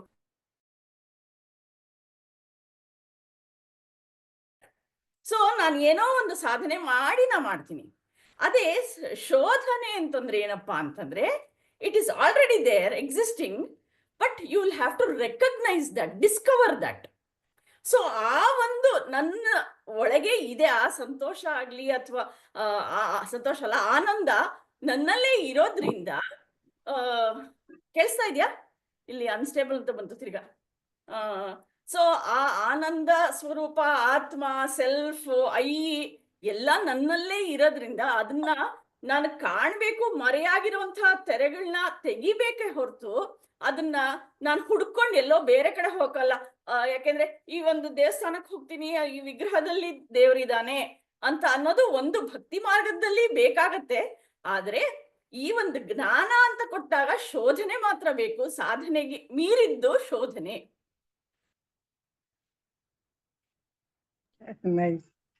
ಶೋಧನೆ ನಮ್ಗೆ ನಾವು ಇವಾಗ ಮಾಡ್ಬೇಕಾಗಿರೋದೇನು, ಶೋಧನೆ ಮಾಡ್ಬೇಕಾಗಿರೋದು. ನಮ್ಗೆ ಇದ್ರೊಳಗೆ ತತ್ವಬೋಧದಲ್ಲಿ ಒಂದು ಸಂಸ್ಕೃತದ ಇದು ಹೇಳ್ತಾರೆ, ಅಪ್ರಾಪ್ತಸ್ಯ ಪ್ರಾಪ್ತಿ ಪ್ರಾಪ್ತಸ್ಯ ಪ್ರಾಪ್ತಿ ಅಂತ. ಅಂದ್ರೆ ನನ್ನ ಹತ್ರ ಏನ್ ಇಲ್ವೋ ಅದನ್ನ ಪಡ್ಕೊಳಕ್ಕೆ ನಾನು ಸಾಧನೆ ಮಾಡ್ಬೇಕಾಗಿದೆ.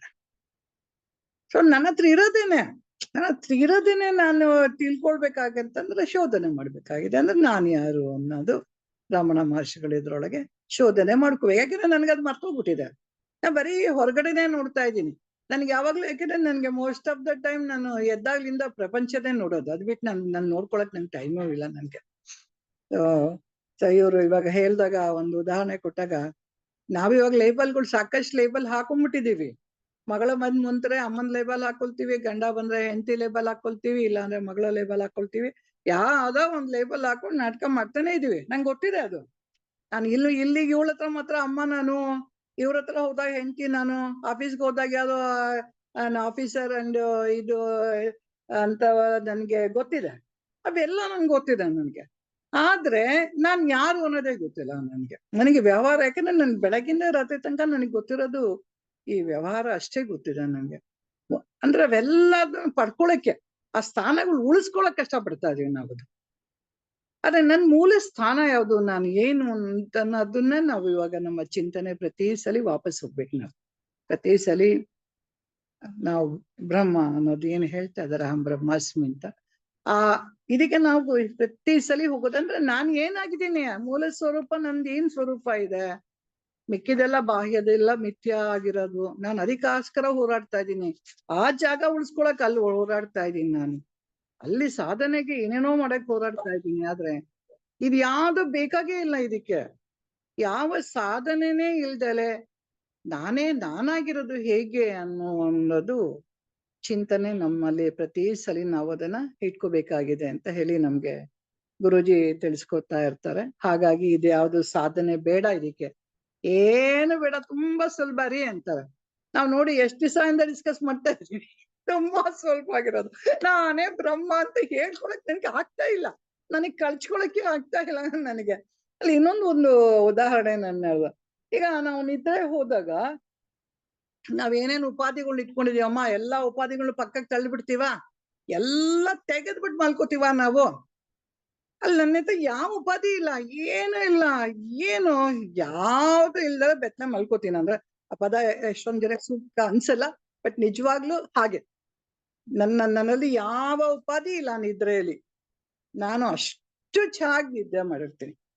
ಎದ್ದೆ ಶುರು ನೋಡಮ್ಮ, ಎಲ್ಲಾ ಉಪಾಧಿಗಳನ್ನ ನೆತಕೋತೀವಿ. ಒಂದು ನನ್ಗೆ ಅಹಂಕಾರ ಬಂತು, ಬುದ್ಧಿ ಬಂತು, ಮನ್ಸು ಬಂತು, ದೇಹ ಬಂತು, ಎಲ್ಲ ಅದನ್ನ ತಗೊಂಡ್ಬಿಟ್ಟು ನಾನು ವ್ಯಾಪಾರ ಮಾಡಕ್ ಶುರು ಮಾಡ್ತೀನಿ. ಅದ್ರ ಜೊತೆಗೆ ಮೇಲ್ಗಡೆ ಬಟ್ಟೆಗಳು ಬೇರೆ ಸಾಲ್ದಿಕ್, ನಮ್ದು ಅಲಂಕಾರಗಳು ಅದು ಇದು ಎಲ್ಲ ಇದ್ರೊಳಗೆ ಇಟ್ಕೊಂಡು ನಾಟಕ ಮಾಡ್ತಾ ಕುತ್ಕೊಂಡ್ಬಿಡ್ತೀವಿ ನಾವು. ಇದನ್ನ ತೆಗಿಯಕ್ಕೆ, ಕಳ್ಸ್ಕೊಳಕ್ಕೆ ನನ್ಗೆ ಸಾಧ್ಯ. ಅದನ್ನ ಹೇಗೆ ಕಳ್ಸ್ಕೊಳ್ಳೋದು ಅನ್ನೋದನ್ನೇ ನಾವು ಪ್ರತಿ ಸಲಿ ಚಿಂತನೆ ನಮ್ಮಲ್ಲಿ ಮಾಡ್ತಾ ಇರೋವಂಥದ್ದು. ಇವೇನೇನ್ ಹಾಕೊಂಡ್ ಕೂತಿದ್ಯಪ್ಪ, ಅವೆಲ್ಲವೂ ಮಿಥ್ಯ, ಯಾವ್ದು ಶಾಶ್ವತ ಅಲ್ಲ. ಎಲ್ಲವೂ ನಾಶ ಆಗಿ ಹೋಗುವಂಥದ್ದು, ಬದಲಾಗುವಂಥದ್ದು, ಕ್ಷಣಕ್ಕೂ ಬದಲಾಗುವಂಥದ್ದು. ನನ್ನ ದೇಹದಲ್ಲಿ ಪ್ರತಿ ಸಲ ಎಷ್ಟೋ ಸೆಲ್ಗಳು ಸಾಯ್ತಾ ಇರುತ್ತೆ, ಹುಟ್ತಾ ಇರುತ್ತೆ. ನನ್ಗೆ ಗೊತ್ತಿಲ್ಲ. ನನಗೆ ಗೊತ್ತಿರೋದು ಒಂದೇ, ನಾನೇನೋ ಬಂದಿದ್ದೀನಿ ಅಂತ, ಹುಟ್ಟಿದ್ದೀನಿ ಅಂತ ನಮ್ಮ ಅಪ್ಪನ ಅಮ್ಮನ ಹೇಳಿದ್ರು. ಏನ್ ಹುಡ್ದೆ ಮಗು ಇಂಥ ದಿವಸ ಡೇಟು ಅಂತೇನೋ ಹೇಳಿದ್ರು, ಅದನ್ನ ಜಾತಕ ಇಟ್ಕೊಂಡು ಕೂತೆ. ನಾನು ಹೋದ್ಮೇಲೆ ನನ್ಗೆ ಗೊತ್ತಿಲ್ಲ, ನಾನು ಹೋಗಿದ್ದು ಗೊತ್ತಿಲ್ಲ, ಏನೂ ಗೊತ್ತಿಲ್ಲ ನಮ್ಗೆ. ಅದೇ ನನ್ನ ದೇಹದಲ್ಲೇ ಕ್ಷಣಕ್ಕೂ ಆಗ್ತಾ ಇರೋ ಬದಲಾವಣೆಗಳು. ಇದಕ್ಕೆ ತುಂಬಾ ಉದಾಹರಣೆ ಕೊಡ್ತಾರೆ ಗುರೂಜಿ. ರಾತ್ರಿ ಮಲ್ಕೊಂಡಿದ್ದಾಗ ಕನ್ಸಲ್ಲಿ ನೀನ್ ಲಂಡನ್ ಪ್ಯಾರಿಸ್ಗೆ ಹೋದೆ, ಬೆಳಗ್ಗೆ ಗೆದ್ರೆ ಅದೇ ಮಂಚದ ಮೇಲೆ ಅಲ್ಲೇ ಇದ್ದೆ ನೀನು ಅನ್ನೋ ಉದಾಹರಣೆಗಳು ಸಾಕಷ್ಟು ಕೊಡ್ತಾರೆ. ಏನೇನ್ ವ್ಯತ್ಯಾಸ ಇರುತ್ತೆ, ಇವೆಲ್ಲ ಏನು ಅನ್ನೋದು ಒಂದು ಇದ್ ಮಾಡ್ತಾರೆ. ಅದೇ ಮುಂದೆನೂ ಹೋದಾಗ ಈ ಯೋಗಗಳು ಎಲ್ಲ ನಮ್ಗೆ ಯಾಕ್ ಬೇಕು, ಇದು ಒಂದು ಸಾಧನೆನಾ ಅಥವಾ ಇದು ಯೋಗ ಅನ್ನೋದೆಲ್ಲ ಶೋಧನೆನಾ, ಅದೆಲ್ಲ ಯಾಕಾಗಿ ನಮ್ಗೆ ಬೇಕು ಅನ್ನೋದು ಒಂದು ವಿಷಯ ನೀವು ಆಲ್ರೆಡಿ ಹೇಳಿದಿರ. ಇದು ಒಂದ್ಸತಿ ಕ್ಲಾಸೊಳಗೆ ಆಲ್ರೆಡಿ ಬಂದಿದೆ ವಿಷಯ ಇದು. ಇದೇನಾರ ಆತ್ಮಜ್ಞಾನಕ್ಕೆ ನಮ್ಗೆ ಸಹಾಯ ಮಾಡತ್ತಾ ಅಂತ ಹೇಳಿ ನಮ್ಮ ಕಲ್ಯಾಣಿ madam.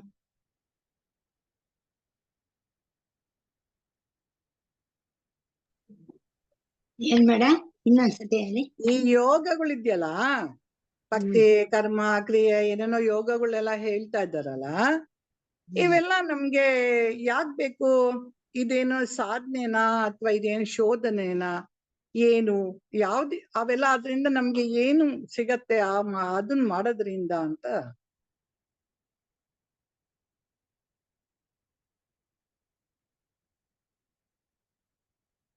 I think I should include a line where I say cleared all the ಆದ್ಮೇಲೆ ಮುಗಿಸೋಣ. ಆಯ್ತು, 4 ಗಂಟೆ ಆಯ್ತು. ನಾನು ನೋಡಿ ಈ ಉತ್ತರ ಆಗೋಗ್ಲಿ ಆಮೇಲೆ ಮುಗ್ಸೋಣ.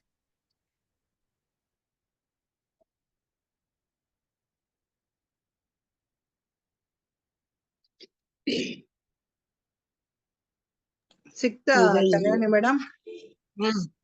ಈ ಅದೆಲ್ಲ ಯೋಗ ನೋಡಿ, ಭಕ್ತಿ ಕರ್ಮ ಯೋಗ, ಕ್ರಿಯಾ ಯೋಗ, ಜ್ಞಾನ ಯೋಗ ಎಲ್ಲ ಇದೆಯಲ್ಲ. ಈ ಯೋಗ ನಮ್ಮಲ್ಲಿ ಇಲ್ಲದೆ ಇರೋದನ್ನು ಪಡ್ಕೊಳ್ಳೋದು, ಇರುವುದನ್ನು ಕಳ್ಕೊಳ್ಳೋಕೆ ಯೋಗ ಅಂತಾರೆ. ಈ ಮನಸ್ಸು ಅನ್ನೋದು ಪರಿಶುದ್ಧವಾಗಿ ಆತ್ಮಜ್ಞಾನ ಪಡೆಯಕ್ಕೇನೆ ಯೋಗ ಬೇಕು, ಸಾಧನೆ ಬೇಕು. ಆತ್ಮಜ್ಞಾನ ಅಂದ್ರೆ ಸಾಧನೆ ಅಲ್ಲ, ಶೋಧನೆ ಅಂತ ತಿಳ್ಕೋಬೇಕು. ನಾನು ಯಾರು ಅಂತ ವಿಚಾರ ಮಾಡೋದು, ಬಾಹ್ಯದಲ್ಲಿ ನಾನು, ಒಳಗಿನ ನಾನು, ನಿಜವಾದ ನಾನು, ಈ ನಿಜವಾದ ನಾನು ಬಗ್ಗೆ ವಿಚಾರ ಮಾಡಬೇಕು. ಇದನ್ನೇ ರಮಣ ಮಹರ್ಷಿ ಹೇಳಿದ್ದಾರೆ. ಈ ಆತ್ಮಜ್ಞಾನ ಅನ್ನೋದು ನಾನು ಯಾರು ಅಂತ ತಿಳ್ಕೊಳ್ಳೋದೇ ಶೋಧನೆ ವಿಷಯ. ಶ್ರವಣ ಮನನ ನಿಧಿಧ್ಯಾಸ ಮೂಲಕ ಶೋಧನೆ ಮಾಡ್ಬೇಕು. ಅದೇ ಅಲ್ವಾ? Correct madam, correct. ನಮ್ಮಲ್ಲಿ ನನ್ನನ್ನು ಕಾಣೋದು ಶೋಧನೆ. ಈಗ ನಾನ್ ಹೆಂಗಸು ಅಂತ ಹೇಳಿದ್ರೆ, ಸಾಧನೆ ಮಾಡಿದ್ರೆ ಹೆಂಗಸು ಆಗೋದಿಲ್ಲ. ಸಾಧನೆ ಮಾಡಿದ್ರೆ ಫಿಲ್ಮ್ ಸ್ಟಾರ್ ಆಗ್ಬೋದು, ಆದ್ರೆ ಸಾಧನೆ ಮಾಡಿ ಹೆಸರು ಪಡಿಬೋದು. ಆದ್ರೆ ಸಾಧನೆ ಮಾಡಿ ನಮ್ಮಲ್ಲಿ ಏನು ಇಲ್ವೋ ಅದು ಆಗ್ಬೋದು. ನಾವು ಏನಿದೆಯೋ ಅದು ಆಗಕ್ಕೆ ಸಾಧ್ಯ ಇಲ್ಲ. ಸಾಧನೆ ಮಾಡಕ್ ಅದಕ್ಕೆ ಶೋಧನೆಯನ್ನೇ ಮಾಡ್ಬೇಕು. ಶೋಧನೆಯಿಂದನೇ ಜ್ಞಾನನ ತಿಳ್ಕೊಳಕ್ಕೆ ಸಾಧ್ಯ. ಈಗ ನಾನ್ ಬ್ರಹ್ಮ ಆಗಿದ್ದೀನಿ ಅಂತ ನಾವು ತಪ್ಪಾಗಿ ತಿಳ್ಕೊಂಡಿರೋದನ್ನು ಅದನ್ನು ಸರಿ ಮಾಡಿ ನಾನು ಯಾರು ಅಂತ ತಿಳ್ಕೊಳ್ಳೋದೇ ಬ್ರಹ್ಮಜ್ಞಾನ.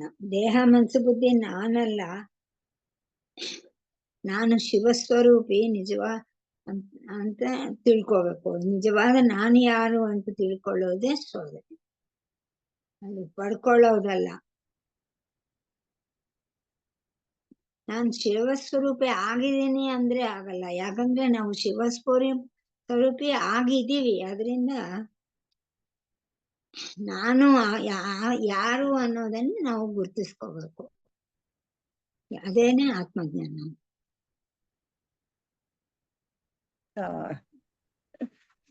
ಏನೋ ಒಂದ್ ಪದ ಯಾವ್ದೋ ನೀವು ಏನೋ ನಾನ್ ಬ್ರಹ್ಮ ಅಲ್ಲ ಅಂತ ಏನೋ ಒಂದ್ ಪದ ಏನೋ ಉಪಯೋಗಿಸಿದ್ರಿ, ಬೈ ಮಿಸ್ಟೇಕ್. ಅದು ನಾನು ಬ್ರಹ್ಮ ಅಂತ ಒಂದ್ ಪದ ಅದು ಸಡನ್ ಆಗಿ ಅಲ್ಲಿ ಒಂದ್ ಸ್ವಲ್ಪ ನಿಮ್ಗೆ ಕನ್ಫ್ಯೂಷನ್ ಆಯ್ತು ಏನೋ ಗೊತ್ತಿಲ್ಲ, ಅದೊಂದ್ ಪದ ಬಂತಲ್ಲಿ ಅಲ್ವಾ ಮೇಡಮ್? ನಾನ್ ಬ್ರಹ್ಮ ಆಗಿದ್ದೀನಿ ಅಂತ ನಾವು ತಪ್ಪಾಗಿ ತಿಳ್ಕೊಂಡಿರೋದನ್ನ ಇಲ್ಲ ಇಲ್ಲ ಇಲ್ಲ ಇಲ್ಲ ಇಲ್ಲ ನಾನೇ ಬ್ರಹ್ಮ ಆಗಿದ್ದೀನಿ, ತಪ್ಪಾಗಿ ತಿಳ್ಕೊಳ್ತಾ ಇಲ್ಲ. ಅದೇ ನಾನು ಬ್ರಹ್ಮ ಆಗಿದ್ದೀನಿ ಅಂತ ಅದನ್ನ ನಾವು ಸರಿ ಮಾಡಿ ನಾನು ಯಾರು ಅಂತ ತಿಳ್ಕೊಳ್ಳೋದೇ ಬ್ರಹ್ಮ. ಇಲ್ಲಮ್ಮ, ನಾನ್ ಯಾರು ಬ್ರಹ್ಮ. ನಿಮ್ ಸೆಂಟೆನ್ಸ್ ಅದು ಒಂದ್ ಸ್ವಲ್ಪ ನಿಮ್ ಕನ್ಫ್ಯೂಷನ್ ಆಗ್ತಾ ಇದೆ. ಅದು ಹೌದಾ?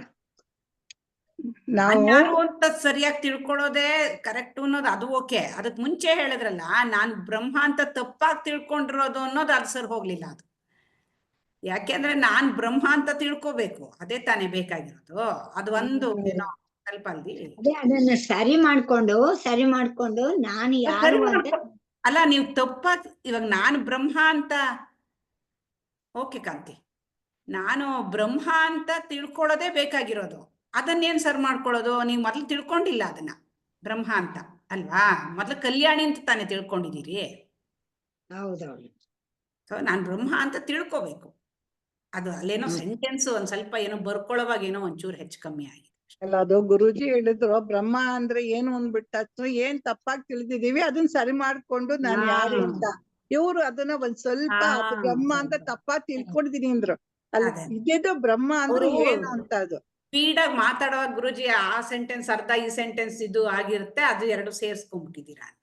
ನನ್ನ ಅವ್ರು ಹೇಳಿದ್ಮೇಲೆ ನಂಗೆ ಗೊತ್ತಾಯ್ತದು ಏನ್ ತಪ್ಪಾಗಿ ತಿಳಿದ್ವಿ ಅದನ್ನ ಸರಿ ಮಾಡ್ಕೊಂಡು ನಾನು ಯಾರು ಅಂತ ಹೇಳಿದ್ರೆ Correct. ತಿಳಿಯೋದೇ ಬ್ರಹ್ಮಜ್ಞಾನ ಅಂತ ಹೇಳಿ, ಅಲ್ಲಿ ಬ್ರಹ್ಮಜ್ಞಾನ ಅಂದ್ರೆ ಏನು ಅಂತ ನೆಕ್ಸ್ಟ್ ಬರುತ್ತೆ, ಅದ್ರೊಳಗೆ ಹೇಳೋವಂಥದ್ದು ಅದು. ಸೊ ಈ ಯೋಗಗಳ ಬಗ್ಗೆ ಇವಾಗ ಅವ್ರೇನು ಉತ್ತರ ಪೂರ್ತಿ ಬರ್ಲಿಲ್ಲ, ನೀವು ನೆಕ್ಸ್ಟ್ ಕ್ಲಾಸ್ ಹಾ ಸೊ ನೆಕ್ಸ್ಟ್ ಕಂಟಿನ್ಯೂ ಮಾಡ್ತೀನಿ. ಯೋಗದಲ್ಲಿ ಅವರು ಯಾಕೆ ನಾವು ಕರ್ಮಯೋಗದಲ್ಲಿ ಏನಾಗುತ್ತೆ, ಕ್ರಿಯಾ ಯೋಗ, ಜ್ಞಾನ ಯೋಗ ಅವೆಲ್ಲ ಯಾವ ಇದಕ್ಕೆ ಅಂತ ಹೇಳಿ ಅದು ಬರ್ಲಿಲ್ಲ ಸ್ಪಷ್ಟತೆ. ನಾವು ನೆಕ್ಸ್ಟ್ ಕ್ಲಾಸ್ ತಗೋಣ ಅದನ್ನ. ನಾನು ಇವತ್ತಿಗೆ ನಾವು ಇದನ್ನ ಎಲ್ಲರಿಗೂ ಧನ್ಯವಾದಗಳು. ಅಸತೋಮಾ ಸದ್ಗಮಯ ತಮಸೋಮಾ ಜ್ಯೋತಿರ್ಗಮಯ ಮೃತ್ಯೋರ್ಮಾ ಮೃತಂ ಗಮಯ. ಓಂ ಶಾಂತಿ ಶಾಂತಿ ಶಾಂತಿ. ಓಂ ಪೂರ್ಣಮದ ಪೂರ್ಣಮಿದಂ ಪೂರ್ಣಾತ್ ಪೂರ್ಣಮುದುಚ್ಯತೆ ಪೂರ್ಣಸ್ಯ ಪೂರ್ಣಮಾದಾಯ ಪೂರ್ಣಮೇವಾವಶಿಷ್ಯತೆ. ಓಂ ಶಾಂತಿ ಶಾಂತಿ ಶಾಂತಿ.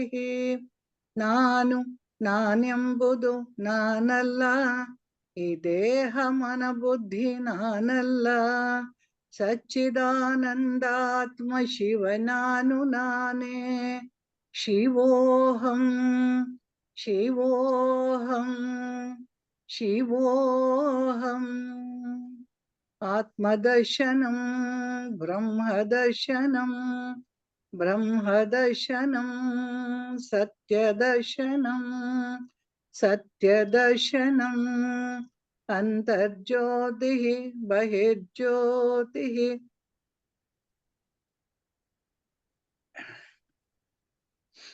ಮತ್ತೆ ಪ್ರತ್ಯಕ್ ಜ್ಯೋತಿ. ಪ್ರತ್ಯಕ್ ಜ್ಯೋತಿ ಪರಾತ್ ಪರ ಜ್ಯೋತಿರೇವ ಜ್ಯೋತಿ. ಆತ್ಮಜ್ಯೋತಿ ಸ್ವಯಂ ಜ್ಯೋತಿ ಶಿವೋಸ್ಮ್ಯಹಂ. ಲೋಕಾಃ ಸಮಸ್ತಾಃ ಸುಖಿನೋ ಭವಂತು. ಲೋಕಾಃ ಸಮಸ್ತಾಃ ಸುಖಿನೋ ಭವಂತು. ಲೋಕಾಃ ಸಮಸ್ತಾಃ ಸುಖಿನೋ ಭವಂತು. ಹರಿ ಓಂ ತತ್ಸತ್. ಶ್ರೀ ಗುರುಭ್ಯೋ ನಮಃ. ಹರಿ ಓಂ. ಎಲ್ಲರಿಗೂ ಹರಿ ಓಂ. ಧನ್ಯವಾದಗಳು. ಚೆನ್ನಾಗಿತ್ತು ಕ್ಲಾಸ್. ಇದ್ ಬಿಟ್ರೆ ಬೇರೆ ಇಲ್ಲ. ಇನ್ನು 1-2 ಕ್ಲಾಸ್ ತಗೊಂಡ್ರು ಇದ್ರೊಳಗೆ ಇಷ್ಟನ್ನೇ ಕ್ಲಾರಿಟಿ ತಂದ್ ಇಟ್ಕೊಂಡ್ಬಿಟ್ರೆ ಇದೇ ಫೈನಲ್. ಇದು ಇನ್ ಬೇರೆ